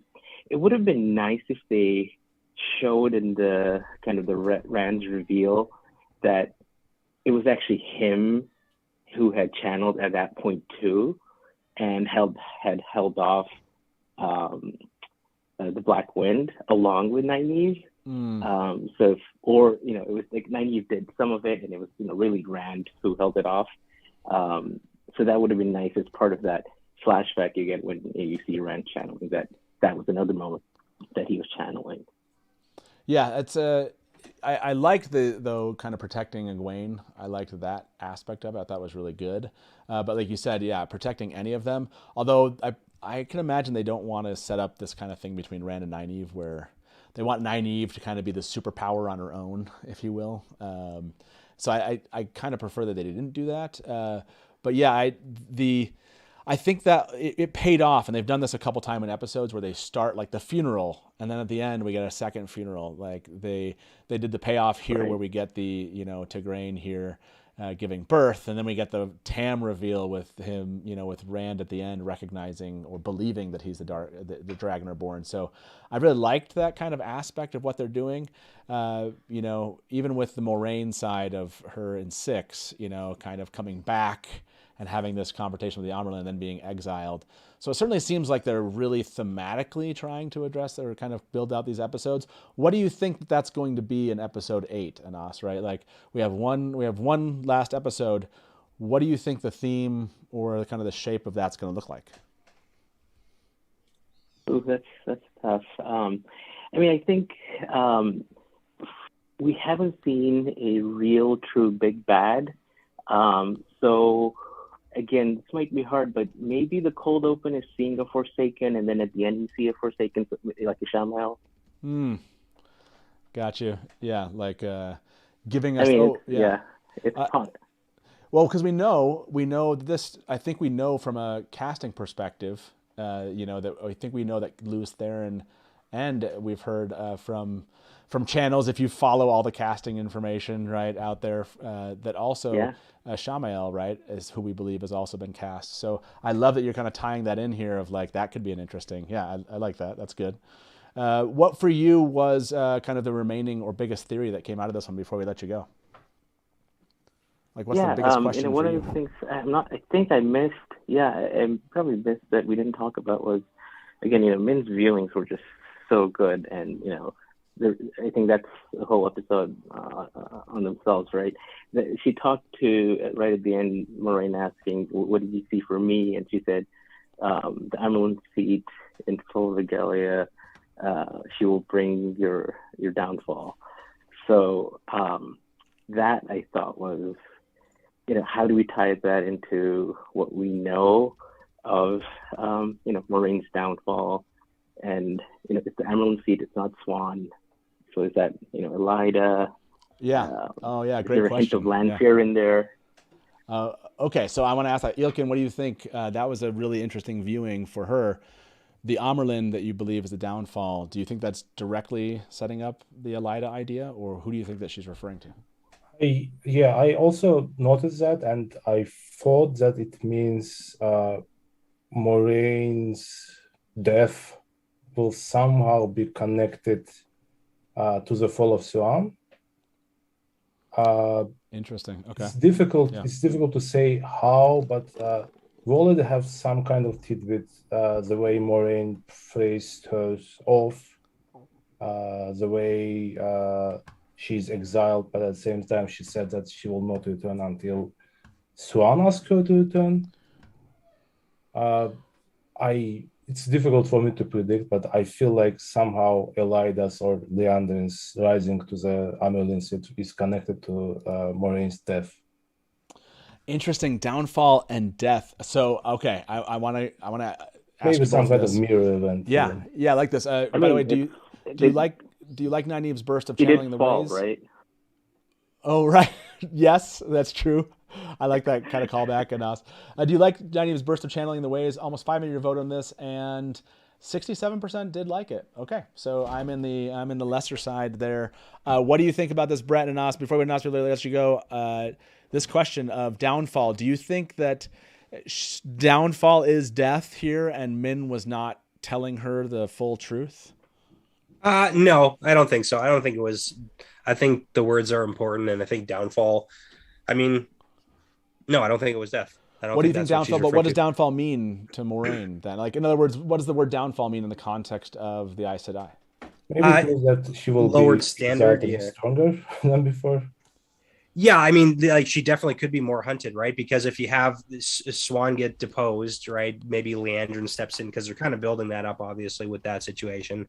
And then maybe Leandrin calls for let's hunt Moraine down. And there's more of like a Moraine versus the tower standoff. And maybe she's not exiled. She's bounty placed on her head situation. So Moraine is basically cut out from the tower. And then boom, she eventually goes the way she goes. Okay. So I think they're talking about Moraine's downfall is literally her.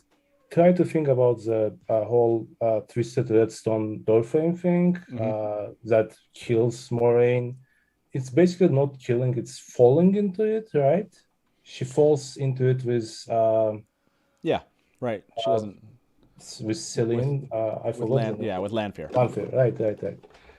With Lanfear. So, is it possible that the downfall and the death is kind of the same thing in a way? Because Yeah. she falls into the red door frame, basically.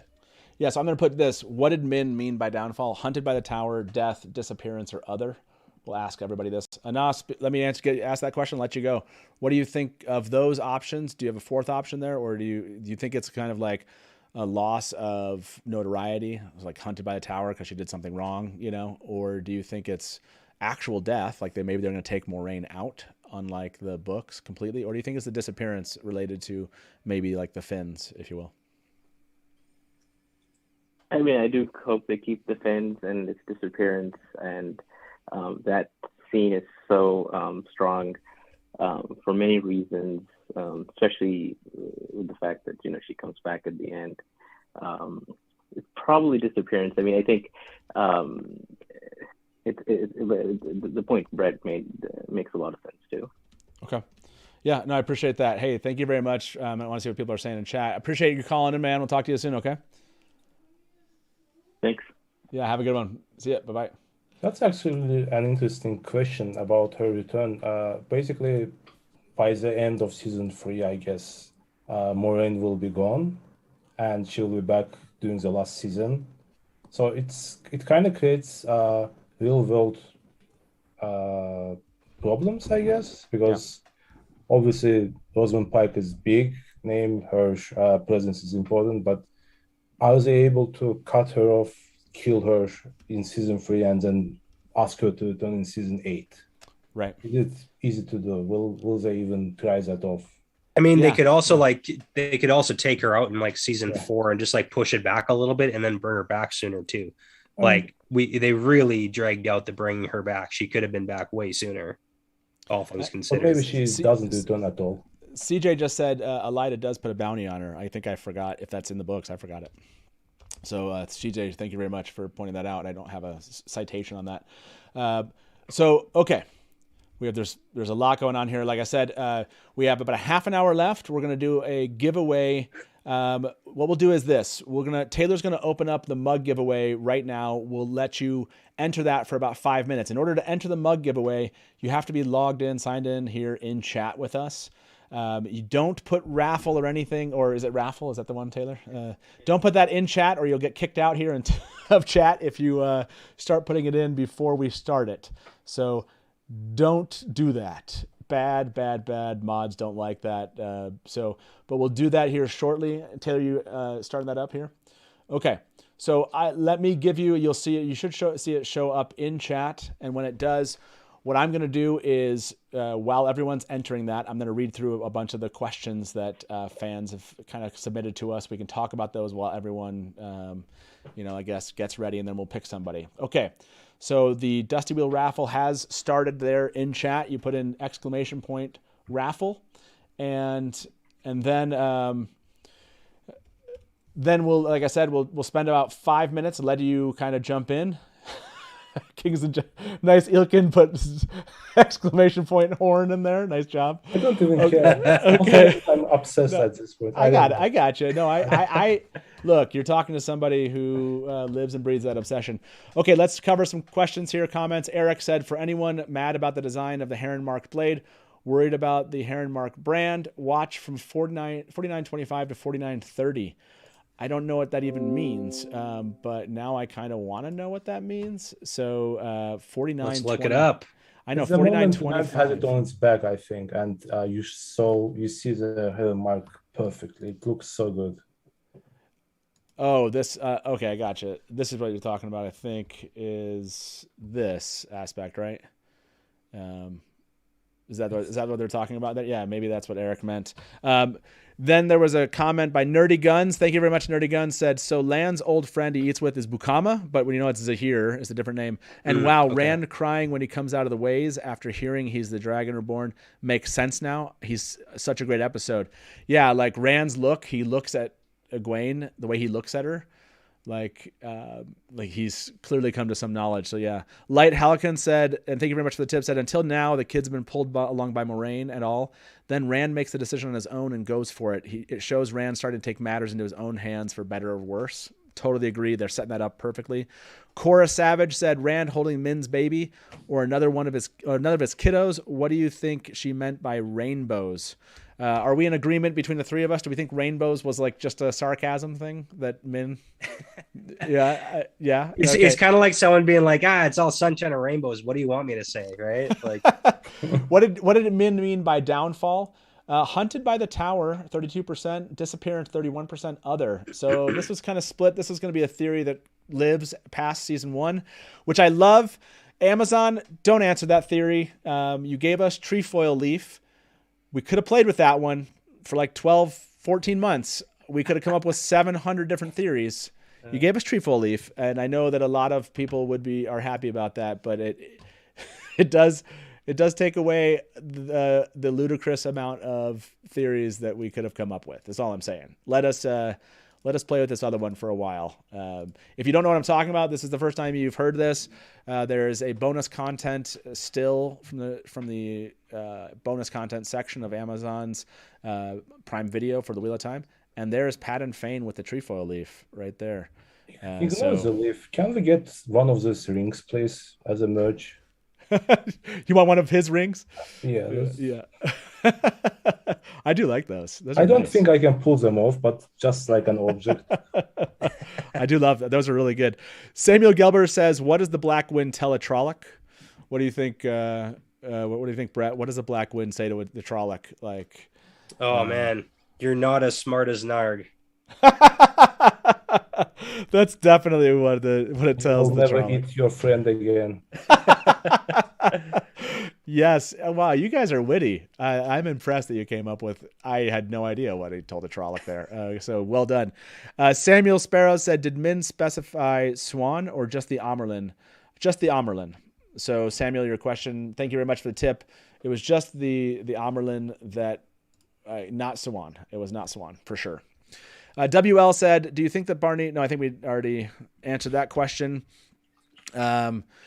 Josh said, wait, it's arrogant that Lews Theron and his 100 buddies tried to steal the Dark One, but it's not if Moraine can yeet 1 to 5 country bumpkins to the Dark One. Exactly. There's a bit of inconsistency in Moraine's belief in the pattern and not like applying that to then other people who might believe in the pattern and the will of the pattern. So, Rock Crin said, perfect Rand move. No one else at risk. Love it. Mr. Green Jr. said, check out the bonus content for missing scene that explains about Padden Fane. Thank you very much. And I think that was it. The first whistle, I think we covered this. Vet Flips, thank you for the tip. Said Min, though. I agree. Min was awesome. And Commander Sneak Llama said, that opening Aiel scene was so bad. Yeah, I agree. That was. Okay. I think that's it. Let's pick our winner of our mug. And we have 2 callers. We'll end those. We'll get final thoughts. What have we missed over here in the last 25 minutes of the show? Thank you both for being here. Hope you've enjoyed yourselves. Ilkin, was this what you thought it was going to be? You've watched the show many times. Did you anticipate that I was going to like hang you out there on your theory, kind of publicly humiliate you about the horn thing? Did you anticipate that? Well, some of us do have humiliation king, so that's one thing, but that's not me. That's my friends. Jokes aside, this is perfect show. I really like listening to you guys. It's the things that I do when I animating my own videos. So you guys are on all the time, and you are the perfect host. I hope to see you like on big screen one day. That's my theory. So doing like weather. Like a weatherman? Whatever you want. If you want to do weather, like if you're listening to the wind, that's fine. Listen to the wind, yes. Maybe I'll try that. That's okay, Taylor. Give us our mug winner here. Thank you very much. Again, don't go yet, everybody. We still have 2 callers. We have another 25 minutes to go, but I wanted to give our mug to someone here. Thank you very much for joining. No more raffle entries, everyone. No more raffle entries. Taylor's going to pick the winner here. Go for it, Taylor. The winner is Superfly. Superfly is the winner of our mug tonight. Superfly, thank you very much. Hopefully you have stuck around over the last 5 minutes. There's no more entries to the raffle. Sorry, everybody. And you will really upset the mods if you keep on doing that. So congrats, Superfly. You have won the Dusty Wheel mug. Please reach out to us on Discord. You can find the link. If you want to join our Discord server, by the way, it's wonderful. I love it. But you have to remember a couple things. One, it's very much a place about mutual respect and kindness, more so than you going in and spouting all of your ideas at the expense of everyone else. So if you join the Dusty Wheel, recognize you're in the hatch home, and I guess I just got to say is just act accordingly. You'll see the explanation of the rules. There's 700 Discords. If you don't like that, there's plenty of other places to go talk about the Wheel of Time in Discord.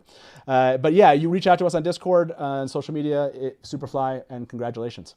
Okay, we got through the comments that I had kind of listed. I literally kept them. There was like 20 or 30.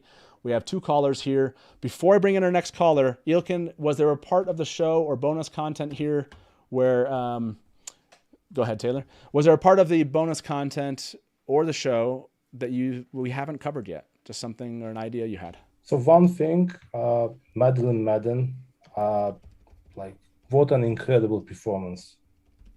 She's vulnerable, she's crying, she's showing emotion, she's showing her leadership capabilities. It's perfect. I absolutely love most of the actors in the show. I don't think that I don't like someone, but her performance, especially in this episode, was really good.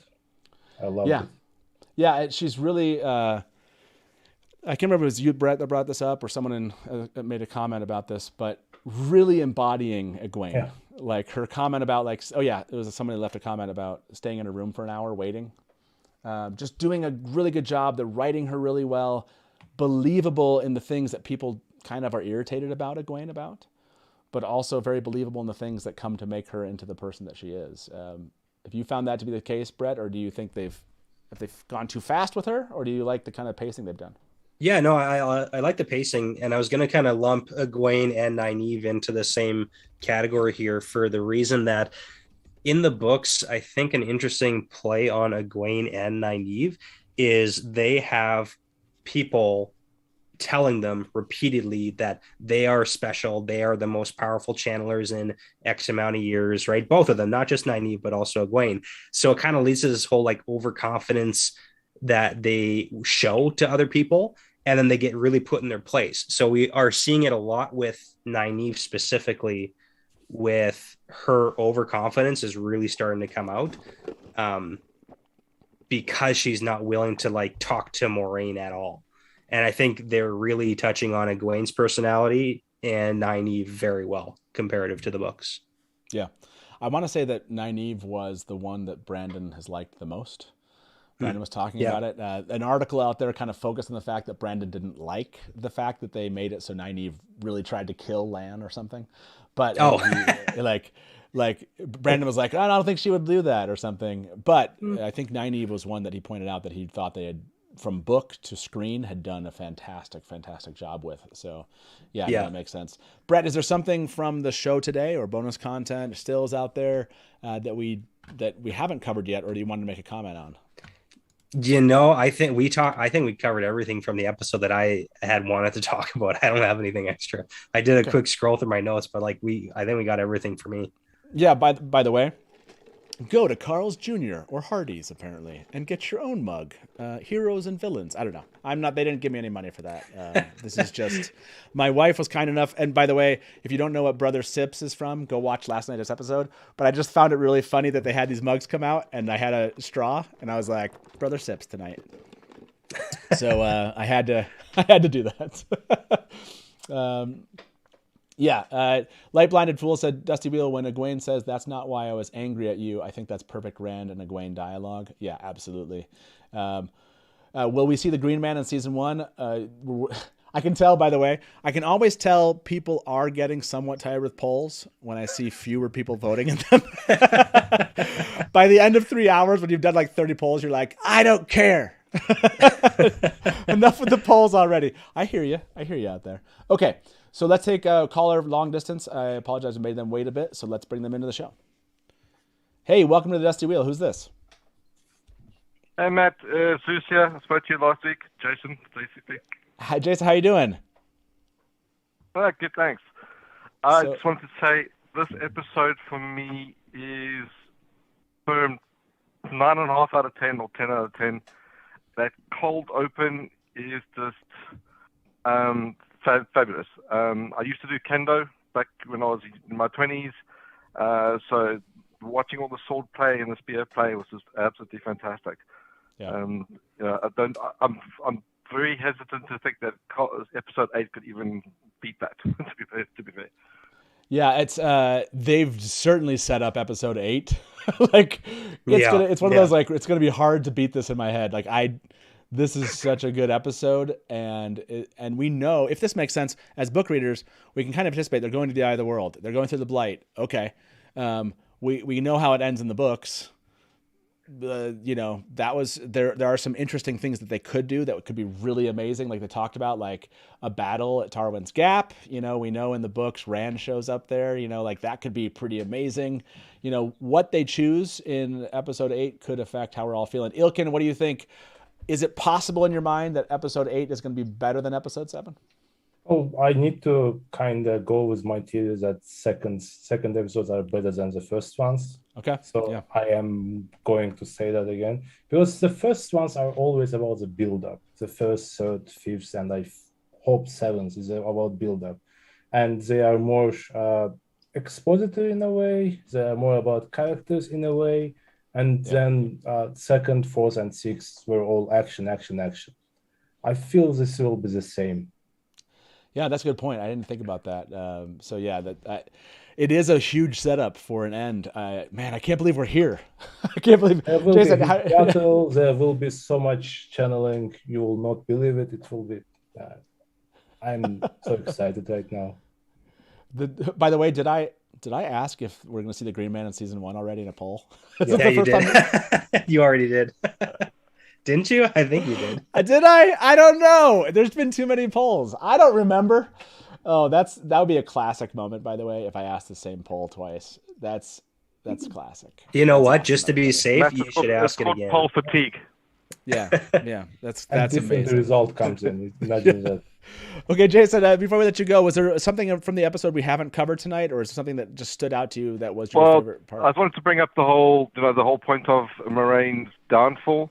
I was part of the other vote, and I'm basically saying that because if, obviously, as we know later, if they do it in the show, it does become Amren, but in the course of doing so, she, the rumor is that Suwon's been stalled and executed.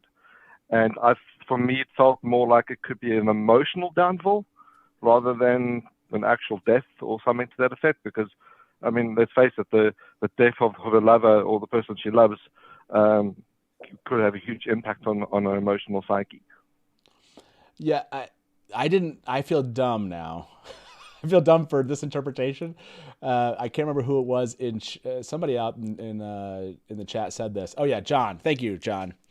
He said, duh, Swan calls Moraine back to the tower, causing Min's foreseen downfall. In other words, the Amerlin will be part of her downfall. In other words, maybe it is something very basic as far as Swan's downfall is Moraine's downfall. And so it's just her seeing like, oh yeah, it's the Amerlin's downfall is what leads to hers because they find out about what the plan is or something to that effect. So it could be something simple like that.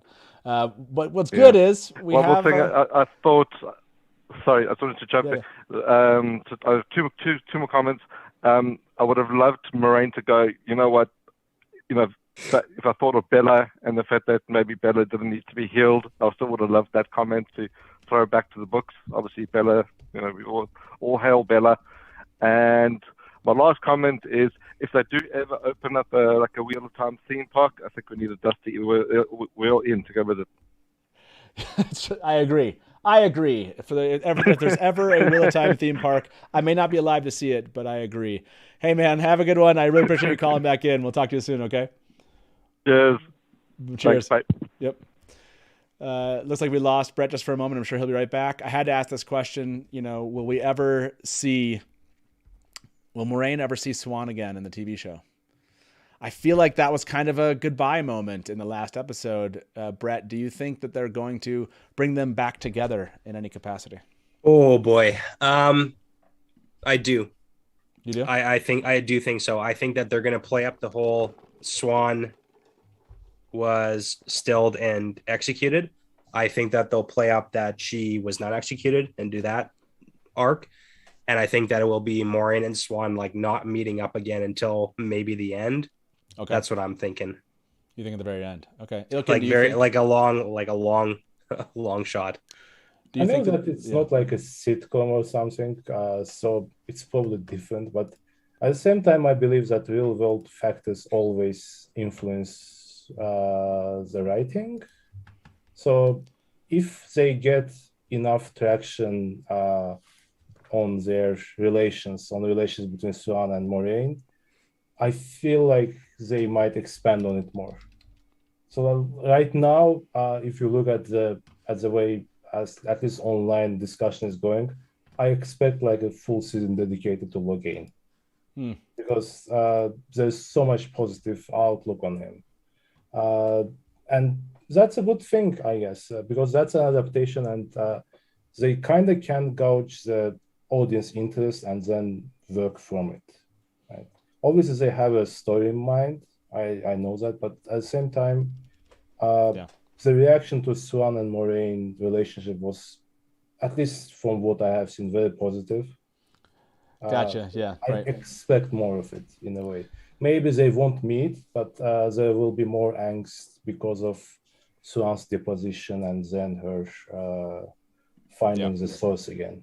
Yeah. Or maybe Moraine's downfall will affect Swan more, etc. So I expect more on that, even if they don't meet. Yeah, I love it. Yeah, that's a good point. I didn't think about that. That, from a writing perspective, they definitely could be looking at like reactions and digging into things that are actually positively received. Let's bring our last caller for the night, and then I want to go through some of the stills that we saw and take some questions from chat. And we got just a couple minutes here, and then I know Ilkin, you had a kind of a question out for our audience, so stick around for that. That's a fun one. But let me answer this question: will Moraine ever see Swan again in the TV show? 67% said yes. Okay, you guys are over 300 vote on that one. Okay, our last caller of the day or night. Welcome to the Dusty Wheel. Who's this? Hi, my name's Katie. I'm calling from Boston. Katie from Boston, welcome. Thank you very much. You're up late, so thank you. Appreciate that, being with us here. How are you feeling about episode 7? Oh, I really liked it. I think it's my favorite episode of the series so far. Yeah, I am there with you, absolutely 100%. I asked everyone at the beginning of this what they thought about it, and 93% liked it or loved it, with like 70 some odd percent saying they loved it. I think they hit it out of the park. Do you feel like they've done a too good of a job here, or is it possible in your mind that episode 8 can by chance be as good, if not better? I think episode 8 has a good chance of being better. I mean, I've heard of some of the casting news, right? And so I'm like really looking forward to seeing what I think they might show. Yeah, that's a good point. We just talked about that. Well, what was kind of kicked you off, wanted to kind of call in and chat with us? Was there a particular topic that showed up in the show, a theory you had, or just an overall question for my guests? Oh, yeah, I had like two thoughts. One was kind of like an over extrapolation about Lan, and the other thing is like some speculation about Matt. Okay, go for it. So I guess when I was thinking about Lan, I was like, why didn't he go after Moraine? Why didn't he know what was up? And it hit me all of a sudden, like, Moraine probably masked the bond to give Lan a little bit of privacy, right? And then he didn't realize what was going on until the morning, and then she had already left. That's a good point. Like, maybe that was a courtesy, and he took that as some kind of courtesy at first. I love that idea. And it just went a little longer than expected. Yeah, that's right. They had a good time. Couldn't find her. Yeah, exactly. What, thumbs up or thumbs down? Do you like this idea, Brett? Do you think that's what was happening? Like the masking was something that he maybe misinterpreted? Yeah. I mean, I definitely think that's a good possibility. I'll wait and see what they actually roll with. or that she used it to her benefit. Like, hey, this works out for me, because I can get away with thinking twice on this. Well, Marie's sneaky, so she is sneaky. Yeah. Okay, so that's an interesting idea. What was your next idea? Well, with Matt and Moraine sending the red Aja after him. At first, I was like, I didn't really like the idea, but thinking about it in the story, Matt in the books is really doesn't like the One Power, doesn't like the Aes Sedai, and I think this gives him a really visceral connection to not like the Aes Sedai if the red Aja really are going to go after him. So I think that's a good kind of touchstone for his character going forward. Yeah, I like that. They definitely can use this, whatever was the motivating factor for this, whether or not it was like a really interesting plot twist they had worked in, they really can use it to their advantage to kind of show that or add some to that mistrust. Yeah, I love that idea. Ilkin, do you think that that's kind of where they're going to go? Like Moraine pointing to like there's a darkness in him, and then her sicking the red Aja to go find him. Do you think that that's going to kind of create this natural inclination towards not trusting the Aes Sedai? I feel like he's already not trusting them. But beyond that, I feel like they really need to play up the Reds more. Like the fact that they already fleshing out Leandrin is a good thing. But beyond that, the whole differences between Ajas, I feel like they are off to a good start because we already start seeing blues for politics, greens for battle, reds for doing weird stuff, I guess, whatever it is. But they need to continue doing that. They need to continue showing how the Ajas are different. The politics of the tower is always interesting. That's why episodes 5 and 6 were so great. So I hope that they will continue doing it. So I expect the second season to have a big plot line about the Reds and Matt. I don't know where it will go. Maybe they will try to steal him. Can I throw in like a crazy speculation? Yeah, let's hear it. Okay, so again, wildly hypothetical, so like probably totally wrong. Anyways, okay, so we know Matt. So this is the thing. Okay, Perrin has his wolf thing, right? Rand has his I'm the dragon thing. Matt doesn't really have a thing except for like I'm the son of battles thing. Right. Most of his things come from going through doorways. So what if we move Ruidian doorway to maybe somewhere like Tar Valon, because they obviously have collections of Terangriel, everything like that. We have the Reds kidnap Matt, and like because of the darkness within him, change maybe the rules of the doorway a little bit. But the Reds or the Aes Sedai use that as a system of like figuring out the personality of a person or like using the doorways in that nature. And then you send Matt through the doorway in Tar Valon, give him some wishes, and then boot him out. And then he hates the doorways and he hates the Aes Sedai. Boom, let's send him on his way.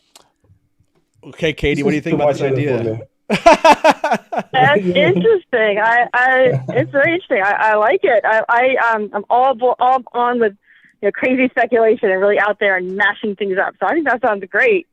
Yeah, let's switch it up. Like we can't keep it the same, right? So like let's change things up a bit. I like it. I'm in. Yeah.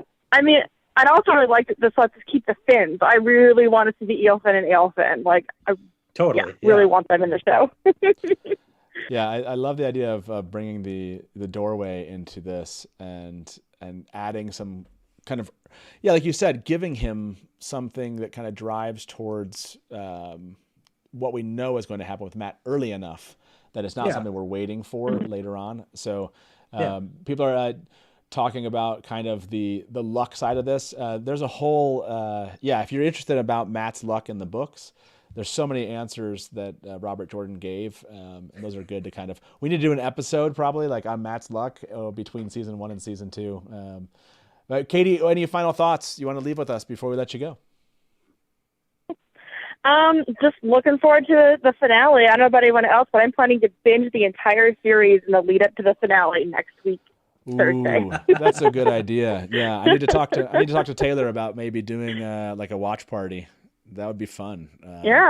We should totally do that. Yeah, like just get it all as a big, as a whole complete story. The whole season. I think it would be really great. I'm looking forward to that next week. Oh my gosh! Like, can you imagine? And I look forward to the Dusty Wheel afterwards. Yeah. Oh, it's going to be a little bit different. For those of you who are still here, I meant to make this announcement at the beginning. So it's going to be a little bit different next week. Brandon Sanderson and I are working on doing a live reactions to episode 8. And so the idea is we would do live reactions and then chat afterwards, our reactions to that. So it's going to be different than kind of what we've been doing here, but still So more on that later, but that is in the works. We'll see if that comes together. But yeah, we were doing some testing the other day.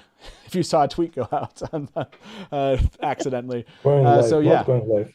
Yeah, we're not going live. We did not go live. So yeah, I will have more about that hopefully at the end of this week, and we'll get that up. Great. It'll be something a little bit different than what we've done so far, but I think still pretty cool and fun. So, Katie, thank you so much. Awesome. Thank you so much for being here, our last caller of the night, and hopefully we'll see you back and give us a call again. Okay. Yeah. Thanks for having me. Absolutely. Bye. Talk to you soon. Bye-bye. Okay. You guys have all been here. You're amazing. Ilkin, did you want to throw something out to the audience? Yeah, with your permission, Matt.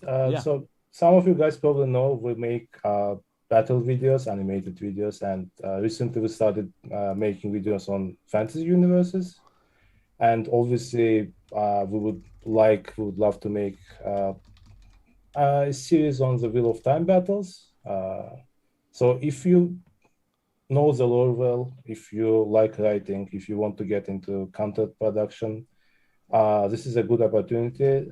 Just send me an email at info@kingsandgenerals.net, and we'll talk about that. Okay. Again, Matt, thank you for allowing me to do that. Absolutely. You have such a great community. It's a very good opportunity for me to ask, because I know that someone good will come out from your community. Awesome. Yeah. And we'll try to go back and cut this part out. I'll throw it up on social media afterwards. But yeah, if that sounds interesting to you, please do reach out to Ilkin. If you don't already, you should honestly be following, Kings and Generals. Yes, go out there, make sure that you are. Just amazing. This Ilkin is the kind of creator where I watch his work and I'm like, what do I even do? Come on now. I always said you're a great host, and everyone has their kind of niche, and you are doing great work. Well, I appreciate that, but no, I it's the same to both of you. The Wheel Weaves podcast, if you don't follow Danny and Brett, you should. You've probably seen them here on the channel, and you've also probably heard their own podcast. Please do go follow both of these gentlemen and the work that they do. They absolutely 100% deserve your support, and so please do. And like I said, if what Ilkin just mentioned, that opportunity sounds interesting to you, please do reach out. It sounds amazing. Honestly, it's one of those things where Ilkin, I'm like, I would love to have the time to do that. But live streaming is my thing. So you're right. Almost 400 of you voted on this last poll of the night, or maybe second to last. We'll see if we'll run one more. Is episode 7 your favorite so far? 75% of the 400 of you that voted said it is. So yeah, that makes a lot of sense. It is. I can't wait to see on social media what people are saying about this. Any final thoughts from you, Brett? Yeah, anything you want to kind of mention about either this episode or just any final thoughts for our audience? No, I'm just excited to watch the end of it just with you guys. Like, it's been a long time coming, and I'm happy that we are wrapping up season 1 in the sense that I get to see the end of season 1, not that I'm happy that it's over. Yeah. So I think we're in for a epic battle. That's what I think. Epic battle coming up. This is going to dispel a little bit. I'm about to show you. You can look away if you want. I'm about to show you a shot of the Blight, but where they shot this. This is going to show you without the green screen there. But yeah, here's one of the kind of bonus stills. You can kind of see the trees behind the Blight setup that they did. I thought this was kind of a cool shot. You can go find these on Amazon Prime Video. You absolutely should. These are really fun to kind of click through. Like someone had mentioned, we did see the stills at least. Oh, these are really fun too. you can kind of get a feel for, like just the actual place where they shot the ways. Oh man, this stuff is so cool. I love this. I don't know why. I mentioned this the other day, but I love seeing this almost more than the episodes sometimes. Like this is just so cool to get a kind of a behind the scenes shot of this stuff. So yeah, please do go check this stuff out. You'll really enjoy it. And I really appreciate that they gave us that little trefoil leaf. Honestly, I feel like that was like a nod to the fans. Like you were saying, Ilkin, like viewers aren't going to care about that, but that was absolutely a nod to the fans. And I couldn't tell. This is, I think I saw Kai Alexander say this, like this was Min's bar.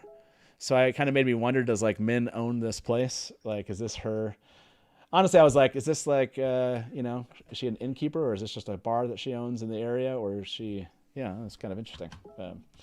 Anyway, okay, everybody, I think you're probably done. You spent 3 hours talking about this episode. Now you can go back on social media and keep talking about it, because we know we're not going to go to sleep immediately.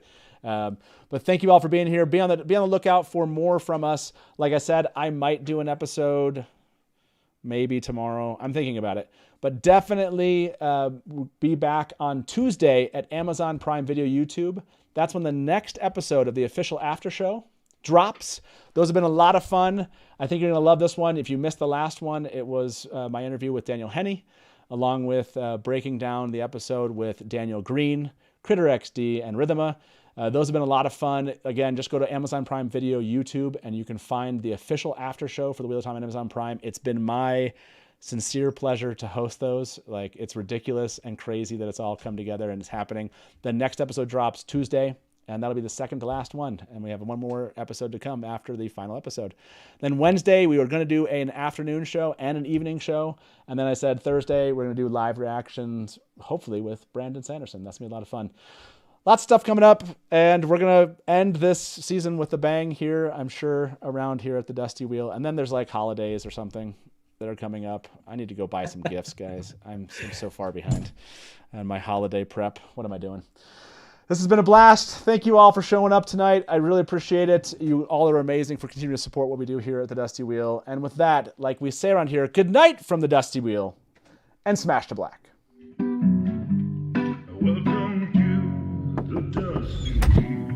Hey, welcome back to the Dusty Wheel. You went right to kill it. Look at you. You're already. You're just done. I mean, this is like this is really well. And now I'm like, great, my turn. And if you don't like that, and you want to say, well, Robert Jordan could have made the two rivers all white. He could have, but he didn't. So, Just complimented me on my dress, and as you can clearly see, I'm sad. not I see Luconia as something along the lines of a Shadow Haran analog. It does make sense why it outlasted the breaking. Yeah.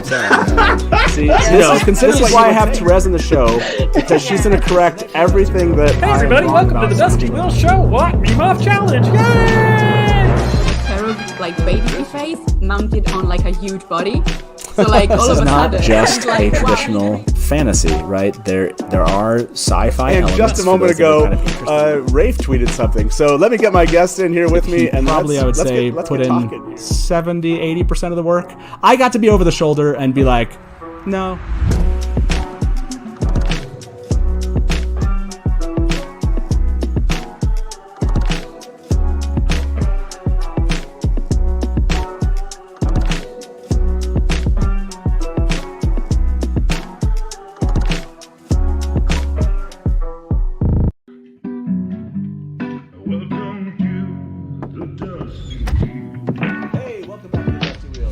You went right to kill it. Look at you. You're already. You're just done. I mean, this is like.